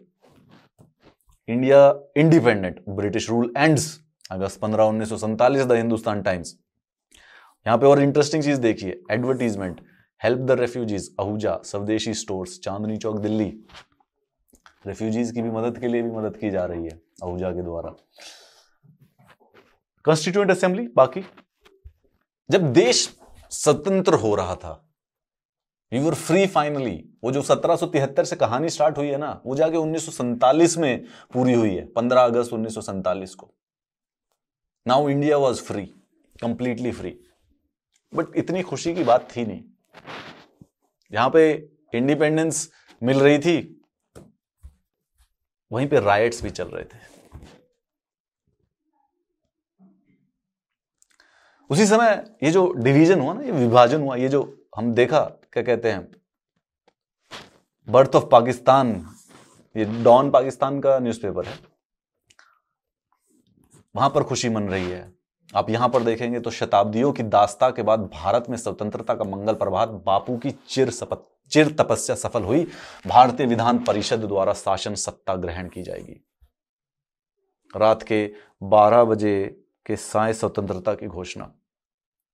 Gandhi ji कह रहे हैं जब तक जनता की आंखों में एक भी आंसू की, आगे पूरी न्यूज नहीं पढ़ पाए हम भी, जब ये चल रहा था, साथ ही साथ न्यूज़पेपर्स में ये भी 15 अगस्त की न्यूज है, 15 अगस्त 1947 की, heavy right death roll as Indians get independence. विभाजन के समय, ये विभाजन का जो प्रोसेस था, ये बेसिकली 1947 के फरवरी में ही स्टार्ट हो गया था। पहले ही पता चल चुका था तब तक कि विभाजन तो होगा ही होगा। एक जगह खुशी है कि भारत आजाद हो गया, दूसरी जगह भारत बीच में से बांट भी दिया गया। चलिए अभी पॉलिटिकल नहीं होते हैं, आप तो वैसे भी समझदार। इंडियन कॉन्स्टिट्यूशन की कहानी स्टार्ट हो जाती है 1947 में। भारत जब डेवलप होता है, आजाद बनता है, पहली बार खुद की नई सुबह पर जागता है 15 अगस्त 1947 को सुबह। अब एक जर्नी स्टार्ट होती है। एक तो वहां पर वो हमारा देश बट रहा है, खून बह रहा है चारों तरफ, नफरत के बीज बोए जा रहे हैं, हिंदू और मुसलमानों के बीच में ऐसे डिफरेंसेस आ गए जिसको जब मर्जी कोई भी पॉलिटिकल क्लास आके एक्सप्लॉइट कर सकती है। आज का हमारा जो मुद्दा है वो बेसिकली था मेकिंग ऑफ द कॉन्स्टिट्यूशन। अब संविधान बनाने का काम चल जाता है, लेकिन संविधान बनाने का जो काम है वो 1947 फ्रीडम के बाद नहीं स्टार्ट होता है, वो हमने 1946 में ही स्टार्ट कर दिया था। पहले 1946 में ही वर्ल्ड वॉर 2 के समय Gandhi national movement, quit India movement चल रही है, सब मूवमेंट चल रही है। भारत का संविधान बनाने का जो प्रोसेस है वो देखा आपने, जैसे कि इंडियन इंडिपेंडेंस एक्ट में क्या लिखा गया है, कॉन्स्टिट्यूएंट असेंबली को सॉवरेन बॉडी बना दिया गया है। ये बनाएगी भारत का संविधान, कॉन्स्टिट्यूएंट असेंबली।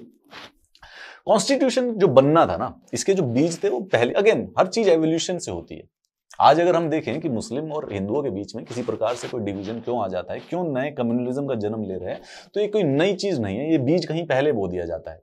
आज से 10 साल पहले जब नफरत थोड़ी उगेगी, जब ये बीज आज जो बोए जा रहे हैं ये बेसिकली पेड़ बन जाएंगे ना, तो एक्चुअली में उस समय आप सब याद रखिएगा कि बीज पहले से बोए गए थे। तो कॉन्स्टिट्यूशन उसी पॉइजनस पेड़ हो या फिर फल फ्रूट्स वाला पेड़ हो, बीज कहीं और बोया जाता है। उसी तरह कॉन्स्टिट्यूशन का बीज जो था वो बहुत पहले बो दिया था। 1934 में कॉन्स्टिट्यूएंट असेंबली ऑफ इंडिया का जो आइडिया था वो एमएन रॉय ने दिया था। पहले प्री की नजर से देखिएगा, M N Roy was the first person to give an idea about the Indian constituent assembly. उन्होंने कहा कि भारत का संविधान बनाने के लिए एक कॉन्स्टिट्यूएंट असेंबली होनी चाहिए जो सिर्फ भारतीयों की हो और स्वयं भारत बनाए, अपना बनाए। 1935 में the Indian national Congress for the first time officially demanded a constituent assembly. 1935 में कांग्रेस भी बोला हमें चाहिए भाई। 1938 में Nehru declared constitution must be framed without outside interference by the constituent assembly elected on the basis of adult franchise. Developmental statements हैं, इसको competitive exam पूछते हैं, इस इवेंट के बारे में पूछते हैं। 1940 में August offer demand for constitution accepted. Britishers ने 1940 में मान लिया था कि भारत और पाकिस्तान का या खाली भारत का भी बेसिकली एक संविधान होना चाहिए और वो कॉन्स्टिट्यूएंट असेंबली से बना दिया जाएगा। 1942 में क्रिप्स जब आता है, जो कि कैबिनेट के मेंबर हुआ करते थे, गांधी जी के दोस्त थे ये Cripps, came to India with a draft proposal of British government on framing of an independent constitution after World War II. Proposal was rejected by Muslim League. तो अब अगर आप देखें कि जो भारत की जो स्वतंत्रता की जो कहानी है वो स्टार्ट तो काफी पहले हो चुकी है। 1940 में ही ब्रिटिशर्स मान चुके हैं कि संविधान बनेगा। वर्ल्ड वॉर 2 चल रही है 1942 में। 1942 में वो एक कैबिनेट के मेंबर को भेजते हैं, क्रिप्स को, कि आप लोगों के लिए एक संविधान बना देते हैं। लेकिन यहाँ पे मुस्लिम, अब ब्रिटिशर्स क्रिप्स जो है, सेंट सर स्टैफोर्ड क्रिप्स, ये कह रहे हैं कि वर्ल्ड वॉर 2 खत्म हो जाने दो और आपका इंडिपेंडेंट कॉन्स्टिट्यूशन बनाने का एक प्रोसेस डिसाइड कर लेते हैं। मुस्लिम लीग बोलते हैं नहीं, देश को मेरा तो अलग बनाएगा भाई, तुम्हारा तो पूरा देश को इकट्ठे रखने वाला नहीं मानते। मुस्लिम लीग ने रिजेक्ट कर दिया क्रिप्स को। कॉन्स्टिट्यूएंट असेंबली हमारी जो फाइनली बनती है कैबिनेट मिशन प्लान के तहत, वर्ल्ड वॉर 2 खत्म हो जाती है। एक 3 मेंबर का एक मिशन आता है, तीनों के तीनों कैबिनेट मेंबर थे, कैबिनेट मिशन मेंबर। वो एक प्लान बताता है कॉन्स्टिट्यूएंट असेंबली बनाने का, ठीक है। उसके प्लान के बेसिस पे फाइनली 1946 में कॉन्स्टिट्यूएंट असेंबली बन जाती है, नवंबर 1946 में। ये तैयारी पहले हो जा, अचानक से सुबह उठ के थोड़ी ना इंडिपेंडेंस आ गई थी। 13 अगस्त को गुलाम थे, 15 अगस्त को उठे तो आजादी मिली हुई थी, ऐसे नहीं था। पहली बातचीत, उसका प्रोसेस स्टार्ट हो चुका था। 1940 में ब्रिटिशर्स बोल चुके थे कि ठीक है कॉन्स्टिट्यूशन बनाते हैं। 1942 में बोला कि बनवा देते हैं वर्ल्ड वॉर 2 के बाद सबका, लेकिन फिर वो बोले, मुस्लिम लीग कहती है कि नहीं नहीं नहीं नहीं, आप तो पूरा यूनिटी रख रहे हो, हमें अपना अलग चाहिए, ऐसे तो नहीं चलेगा। 1945 में 46 में कैबिनेट मिशन आता है, वो आइडिया दे देता है कि देखिए चलिए आप ऐसे ऐसे कॉन्स्टिट्यूएंट असेंबली बना लीजिए, उसके बेसिस पे हम फाइनली डिवाइड कर लेते हैं, बना लेते हैं। कॉन्स्टिट्यूएंट असेंबली जो ये थी ना 1946 की, सबसे इंपॉर्टेंट है इंडिया के लिए। ये वो लोग हैं जो कि बेसिकली फाइनली भारत के आज तक की जो पूरी की पूरी डायरेक्शन ली है हमने, उसको डिसाइड किया था इन लोगों ने। ये पार्टली इलेक्टेड थी, पार्टली नॉमिनेटेड थी। Members were to be indirectly elected by members of provincial assembly who themselves were elected on a limited franchise. 1935 का जो गवर्नमेंट ऑफ इंडिया एक्ट था, उसने प्रोविंसेस में इलेक्शन करवाए। उस प्रोविंसेस में इलेक्शन करा के कुछ लोग बेसिकली उस समय की जो विधानसभा थी उसके मेंबर थे। ये जो विधानसभा की मेंबर थे उस समय की प्रोविंसेस के, ये लोग उन लोगों को इलेक्ट करेंगे जो कि कॉन्स्टिट्यूएंट असेंबली बनाएगी। याद रखिए कि जो उस समय तो वैसे ही 10% फ्रेंचाइज थी, तो एडल्ट फ्रेंचाइज पे, पूरा यूनिवर्सल फ्रेंचाइज पे तो सेलेक्ट नहीं हुए हैं ये लोग, ठीक है। तो 1935 में प्रोविंसेस में इलेक्शंस हो रहे हैं। इलेक्शंस में सिर्फ 10% फ्रेंचाइज है, यानी जो प्रॉपर्टी लोग हैं, जो पढ़े लिखे लोग होते थे, सिर्फ उन्हीं को वोट करने का अधिकार था। उनके बेसिस पर कुछ लोग प्रोविंस में लेजिस्लेटिव काउंसिल में विधानसभा के मेंबर बन गए हैं। ये जो विधानसभा के मेंबर हैं, ये लोग इलेक्ट करते हैं कॉन्स्टिट्यूएंट असेंबली को। कॉन्स्टिट्यूएंट असेंबली इलेक्टेड थी बाय और पार्टली नॉमिनेटेड थी। जरूरत पड़ने पे एक आधे को नॉमिनेट भी किया जाता। नॉमिनेटेड कौन थी? अब ये तो प्रोविंसेस में थे, तो प्रोविंसेस में तो 11 प्रोविंसेस में तो इलेक्शंस हो गए थे। तो जो इलेक्शन से, चाहे लिमिटेड इलेक्शंस थे, लिमिटेड फ्रेंचाइज के इलेक्शन थे, तो जो लिमिटेड इलेक्शंस से लोगों ने बाकी फिर इन्होंने इलेक्ट कर दिया। लेकिन जो प्रिंसली स्टेट्स थे वो भी तो बेसिकली भारत के अंदर आने थे, उनको हक दिया गया था कि या तो इंडिया में चले जाओ, पाकिस्तान में। तो वहां से सिर्फ नॉमिनेट होकर आ रहे थे लोग, वहां पे कोई इलेक्शंस नहीं था। वहां का राजा नॉमिनेट कर देता तो कॉन्स्टिट्यूएंट असेंबली में कौन जाएगा। तो partly elected, partly nominated constituent assembly बन गई। ध्यान से रखो, फिर दोबारा से समझ के रखना कि कॉन्स्टिट्यूएंट असेंबली कैसे बनी थी। कॉन्स्टिट्यूएंट असेंबली में सब लोग थे, हिंदू थे, मुस्लिम थे, भारत वाली में मुस्लिम थे, सिख थे, पारसी थे, एंग्लो इंडियन थे, क्रिश्चियन थे, एससीज थे, एसटीज थे, महिलाएं थी, सारे के सारे सेक्शंस की। इतनी इक्वालिटी तो आज भी नहीं कर पाते हम, ठीक है। और जो ये कॉन्स्टिट्यूएंट असेंबली बनी, ये पहली बार मिलती है 9 दिसंबर 1946 को।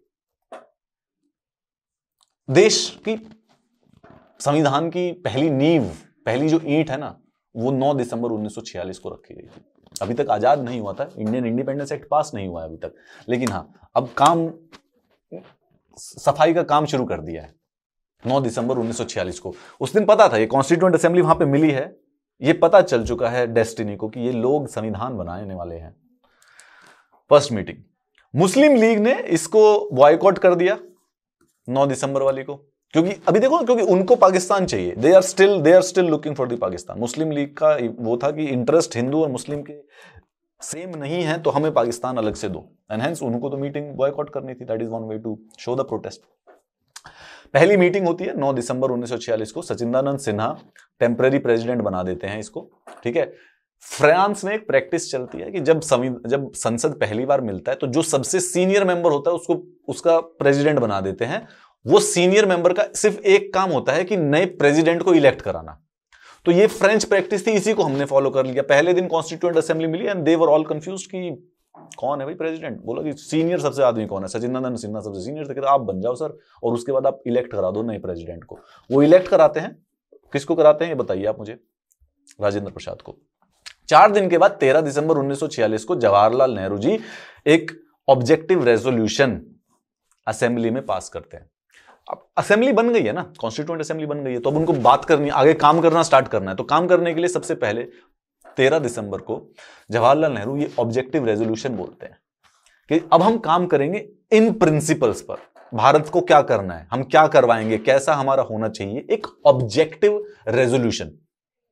जब आप पढ़ाई करते हैं तो अपनी टेबल के सामने लिख लेते हैं, है ना, 6 घंटे पढ़ूंगा, 1 घंटे भी नहीं खेलूंगा, बिना सिलेक्शन के नहीं हटूंगा, और 2 घंटे टेस्ट किया करूंगा और एमसीक्यूज प्रिपेयर करूंगा।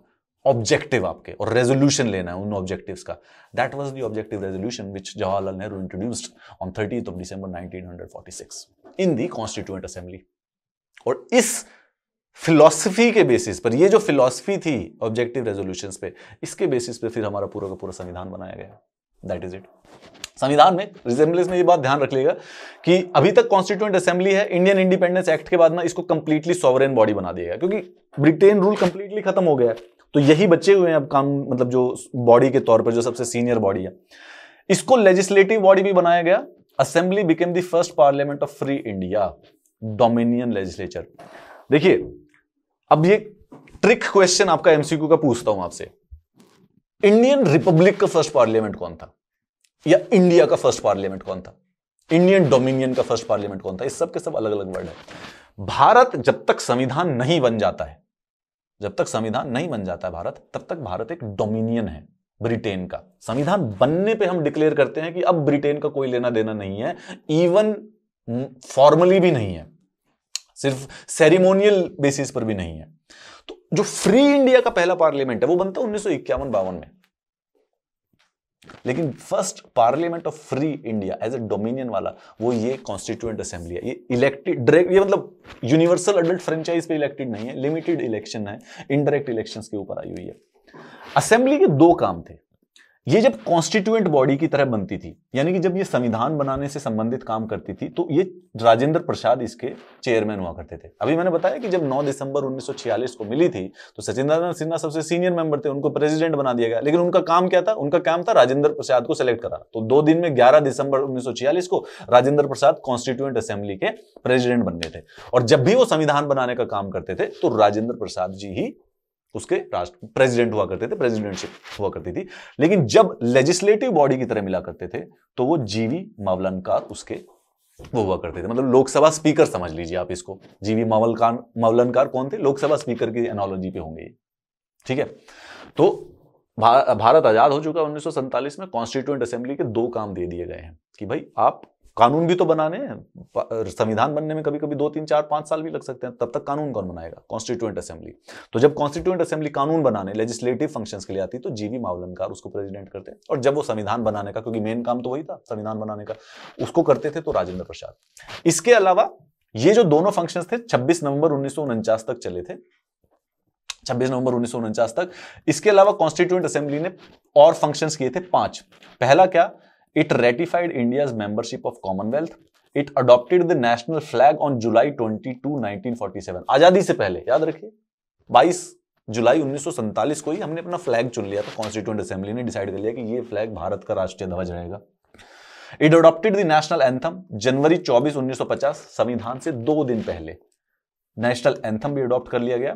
नेशनल सॉन्ग 2 दिन पहले, और एग्जैक्ट 2 दिन पहले राष्ट्रपति भी, बेसिकली जो इंडिया के राष्ट्रपति थे, अभी तक तो वो कॉन्स्टिट्यूएंट असेंबली के थे, फिर इंडिया के राष्ट्रपति भी उन्हीं को चुन लिया गया था 24 जनवरी 1950 को।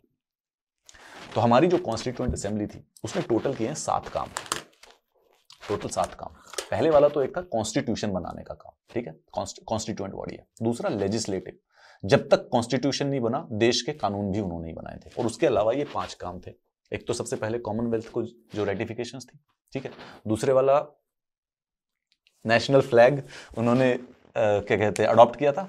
और तीसरा नेशनल एंथम, नेशनल सॉन्ग, और राजेंद्र प्रसाद को राष्ट्रपति बनाने का, जो फाइनली फर्स्ट राष्ट्रपति जो भारत के थे, वो भी काम हमारे कॉन्स्टिट्यूएंट असेंबली के द्वारा किया गया था। ये लोग अगले शुरू हो जाते हैं आजादी के बाद, और उसके बाद लेकर 26 नवंबर 1949 तक भारत का संविधान बनाते हैं। कॉन्स्टिट्यूशन जो हमारा था, जब 26 नवंबर 1949 को बनता है, उसमें एक प्रियम्बल था, 22 पार्ट थे, 395 आर्टिकल और 8 शेड्यूल होते थे। अब 500 के ऊपर आर्टिकल हो रखे हैं, 12 शेड्यूल हो रखे हैं, 24 पार्ट है, प्रियम्बल अभी भी हमारा एक ही है। प्री क्वेश्चन हो गया, दिस इज प्रीलिम्स।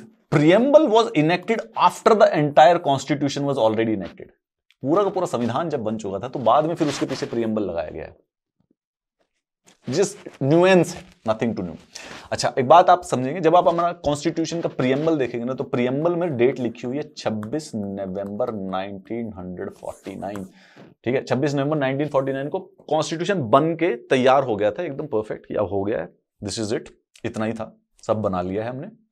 लेकिन उसका जो कंप्लीट अडॉप्शन था, कंप्लीट उसकी कमेंसमेंट जो थी, ठीक है, कमेंसमेंट जो थी वो होती है 2 महीने बाद, 26 जनवरी 1950 को। तो कॉन्स्टिट्यूशन में प्रियम्बल में डेट लिखी हुई है 26 नवंबर 1949, और उसकी जो कंप्लीट कमेंसमेंट होती है वो होती है 26 जनवरी 1950 को। आते हैं इसके ऊपर। लेकिन अब ये प्रीलिम से रिलेटेड क्वेश्चन आपके हरियाणा जुडिशरी में भी आएगा कि कुछ, एक तो ये वाले जो आर्टिकल्स हैं और ये जो आर्टिकल्स हैं, ये 26 नवंबर 1949 को ही इफेक्ट में आ गए थे। 2 हैं प्राइमरी, देखो तो इलेक्शन कमीशन से रिलेटेड मोर और लेस, और सिटीजनशिप से रिलेटेड। सो सिटीजनशिप और इलेक्शन कमीशन से रिलेटेड जो आर्टिकल्स थे ना, वो 26 नवंबर को ही स्टार्ट हो गए थे। यानी कॉन्स्टिट्यूशन अभी पूरा कंप्लीट कमेंस नहीं हुआ है, और उसके कुछ पार्ट पहले से ही देश में इफेक्ट आ चुके हैं। ठीक है, ये हम जब सिटीजनशिप का पार्ट बढ़ेंगे तो तब उस समय पता चलेगा आपको कि ये क्यों इंपॉर्टेंट है। अलग अलग कमिटीज थी बेसिकली कॉन्स्टिट्यूशन की, जिसमें सबसे इंपॉर्टेंट वाली है drafting committee, mister BR Ambedkar की। स्टीयरिंग नाम पूछे जाते हैं, steering committee Rajendra Prasad, union power committee Jawaharlal Nehru, union constitution committee again Jawaharlal Nehru, provincial constitution committee Sardar Patel. रट्टा लगाएंगे आप, इनको पूछे जाते हैं सीधा। ये ड्राफ्टिंग कमेटी बेसिकली जो कि 29 अगस्त 1947 को बनाई गई थी, 14 दिन के बाद भारत आजाद हो गया। अब उनके दिमाग में आइडिया आ गया कि अब हम अपना संविधान बना लेते हैं। वो संविधान बनाया गया ड्राफ्टिंग कमेटी के द्वारा, जिसके सबसे चेयरमैन थे BR अम्बेडकर। टोटल 7 मेंबर हुआ करते थे, गोपाल स्वामी अयंगर, कृष्ण स्वामी अय्यर, KM मुंशी, सैयद मोहम्मद सादुल्ला। 2 थे माधवराव और कृष्णमाचारी। ये संविधान बनने से पहले इनकी मृत्यु हो गई थी, तो इनको BL मित्तर और DP खेतान के द्वारा रिप्लेस कर दिया गया था। ये ओरिजिनल वाले 7 हैं। ये लोग को डिसाइड किया गया कि भाई आप कॉन्स्टिट्यूशन को बनाना स्टार्ट करें पूरा का पूरा अच्छी तरह से। एंड फाइनली कॉन्स्टिट्यूशन को जवाहरलाल नेहरू जी साइन करते हुए 26 नवंबर 1949 को इंडिया ने डिसाइड कर लिया what kind of country and what kind of governance we will have, what kind of rights will the Indian citizens shall have. India has been proclaimed sovereign democratic republic। 26 जनवरी 1950 का newspaper. Finally Rajendra Prasad ji has been sworn in as a president। proclamation read out by the retiring governor general। retiring governor general कौन थे? Mister C Rajagopalachari, जो कि भारत के आखिरी governor general थे। अभी जैसे मैंने आपको बताया, जब तक हमारा कॉन्स्टिट्यूशन लागू नहीं हो जाता है, तब तक हम डोमिनियन हैं। किसके? ब्रिटेन के। और जब तक डोमिनियन है तो हमारे सबसे सीनियर आदमी राष्ट्रपति नहीं, हमारे सीनियर हैं गवर्नर जनरल। ठीक है, तो जैसे ही 1947 में भारत आजाद हुआ है, तो क्योंकि अभी हमारे पास कॉन्स्टिट्यूशन है ही नहीं, इलेक्शन हुए नहीं है, तो हम कंप्लीटली फ्री नहीं होके एक डोमिनियन टाइप से, डोमिनियन पे गवर्नर जनरल बेसिकली, जो कि अनइलेक्टेड है, नॉट इलेक्टेड, डायरेक्टली इलेक्टेड नहीं है लोगों के द्वारा, वो थे। अब India has been proclaimed sovereign democratic republic. Madras has been turn into city of lights. भारत अब फाइनली अपनी डेस्टिनी को अपने हाथ में ले लिया 200 साल के बाद। 1773 से लेके 26 जनवरी 1950 की जो कहानी है, वो पूरे के पूरे इतिहास में लिटरल स्वर्ण अक्षरों में लिखी गई है, मेटाफोरिकली स्वर्ण अक्षरों में लिखी गई है। वैसे मैं सोच रहा हूं कि आपको क्लास जो अगला जो चैप्टर है वो कल पढ़ाऊं, पर मुझे लग रहा है कि जाते जाते मैं आपको एक प्यारा सा इंट्रोडक्शन दे जाता हूं इंडियन कॉन्स्टिट्यूशन के बारे में। सिर्फ इतिहास से ज्यादा नहीं, उससे ज्यादा जरूरी। कॉन्स्टिट्यूशन शुरू हुआ ना तो उसमें क्या हुआ कि सबसे पहले ना कुछ कहना होता है, कुछ बताना होता है कि आप क्या करेंगे। यूनाइटेड स्टेट्स ऑफ अमेरिका, जो कि हमसे पहले 1770-1780 के करीब बेसिकली आजादी ले चुके थे, they were the oldest democracy as they say claim themselves.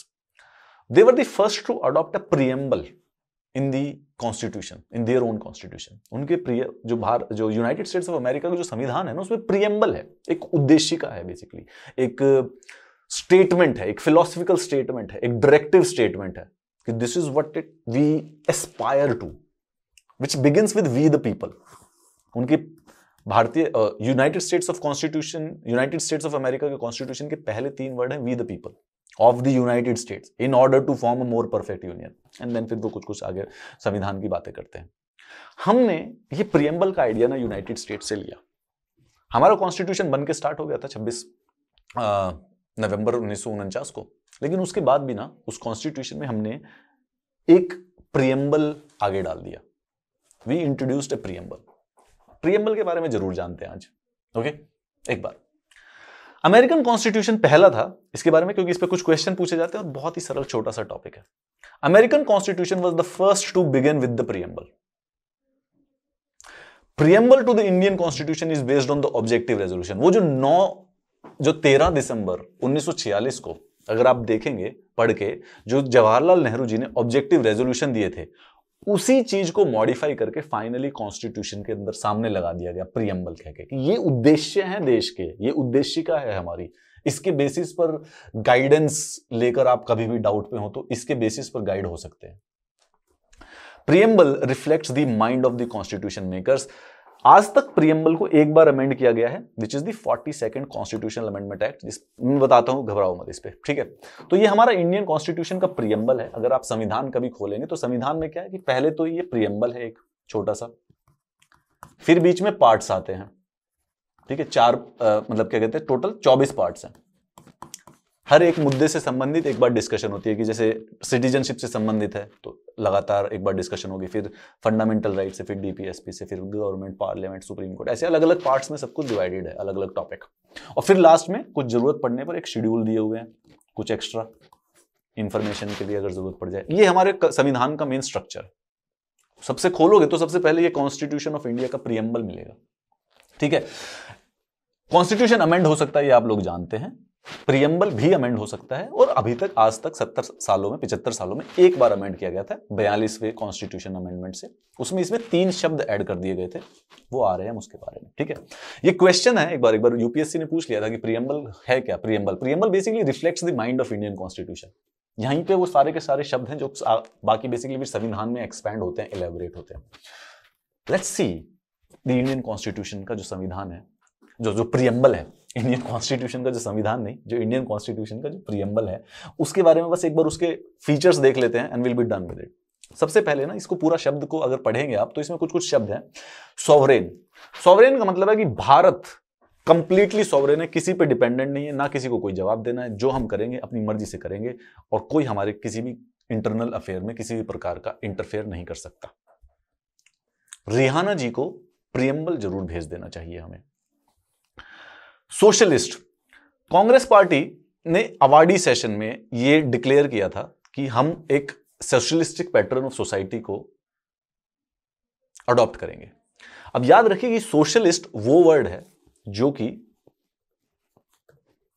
Amendment के द्वारा ऐड किया गया है। अवार्डी सेशन इसका मतलब आजादी के बाद का सेशन है। कांग्रेस के सेशन होते थे 1885 के बाद, हर साल दिसंबर में 28 दिसंबर से लेकर 31 दिसंबर तक जो कांग्रेस है उसके सेशन होते हैं, कांग्रेस सेशन।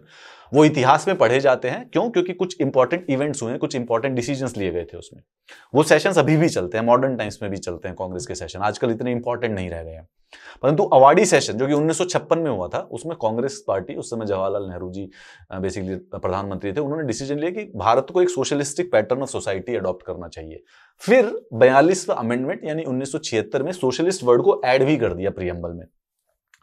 भारत का जो सोशलिज्म है वो डेमोक्रेटिक सोशलिज्म है, ना कि कम्युनिस्टिक सोशलिज्म, ठीक है? थोड़ा सा अलग है, कम्युनिज्म सोशलिज्म से संबंधित नहीं है, गांधीयन और मार्क्सिज्म का थोड़ा मिक्स है। इसके बाद सेक्युलर, सेक्युलर भी एक ऐसा वर्ड है जो कि बेसिकली 42वें कॉन्स्टिट्यूशनल अमेंडमेंट के द्वारा ऐड किया गया। कहने का मतलब है कि भारत में जितने भी धर्म है सब बराबर है, किसी के साथ किसी प्रकार का कोई भेदभाव नहीं किया जाएगा, सबको सेम स्टेटस मिलता है, सेम सपोर्ट मिलता है स्टेट के द्वारा।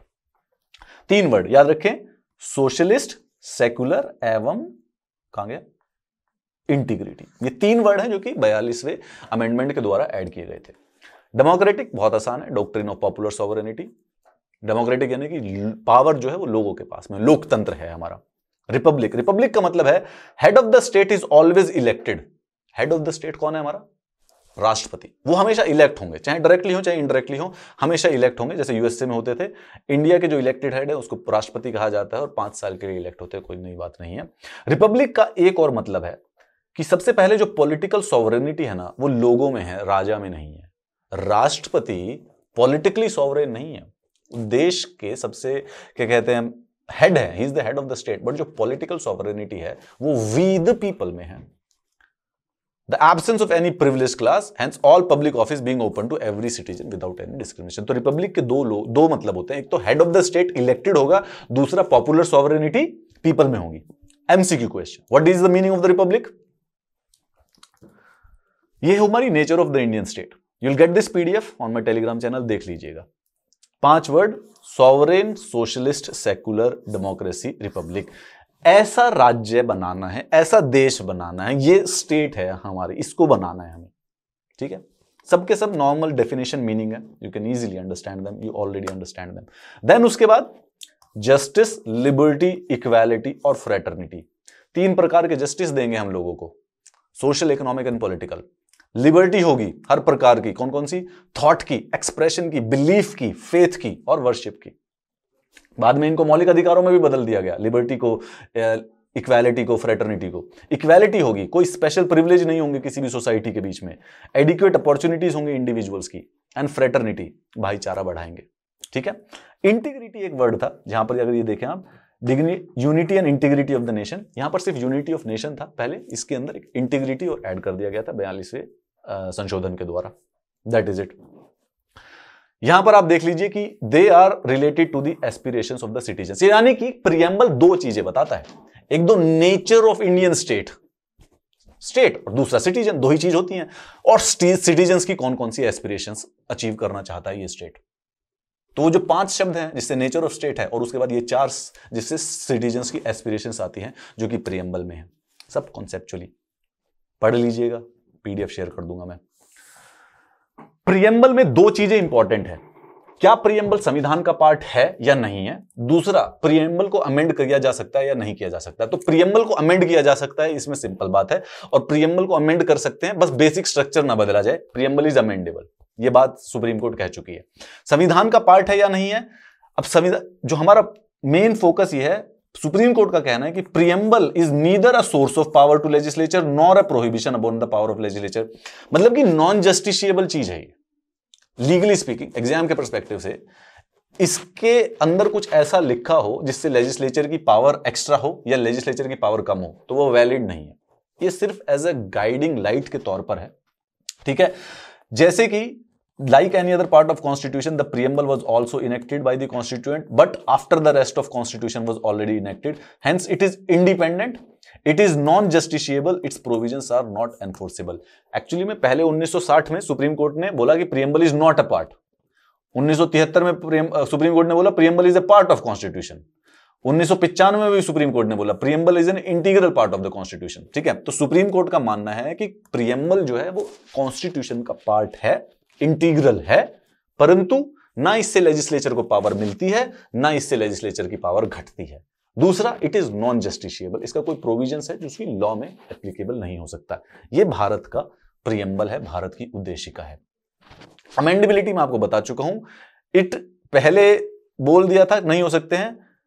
Preamble has only been amended in 1976 by 42nd constitutional amendment। 3 word थे, सोशलिस्ट, सेकुलर और इंटीग्रिटी टू दी प्रियम्बल। और अभी इस समय प्रियम्बल को अमेंड किया जा सकता है संसद के द्वारा, बस basic structure of Indian constitution which is the topic we will be doing, कि क्या होता है ये basic structure of Indian constitution, बस वो ना बदला जाए। वैसे सुप्रीम कोर्ट डिसाइड करती है कि बेसिक स्ट्रक्चर क्या होता है, ठीक है, बस इतना ही है। आज के समय में अगर आपको बाइबल पढ़नी है, कुरान पढ़नी है या गीता पढ़नी है, तो बेसिकली ये प्रियम्बल पढ़ा। हर स्टूडेंट को याद होना चाहिए पूरा का पूरा प्रियम्बल। हर इंडियन, हर सिटीजन को याद होना चाहिए इंडिया का preamble. This is exactly which will always clear your doubts कि देश को क्या करना है, क्या नहीं करना चाहिए। हिंदी में भी है, इंग्लिश में भी है, पूरा का पूरा याद कर लीजिए। We the people of India having solemnly resolved to constitute India into a sovereign, socialist, secular, democratic republic, and to secure to its all citizens justice, social, economic, and political liberty of thought, expression, belief, faith, and worship, equality of status and of opportunity to promote among them all fraternity, assuring the dignity of the individual and unity and integrity of India. In our Constituent Assembly, this 26th day of November 1949, do hereby adopt, enact, and give to ourselves this Constitution. Hindi में नहीं आता है मुझे पूरा का पूरा, कल मैं हिंदी में बताऊंगा। We will continue this Constitution series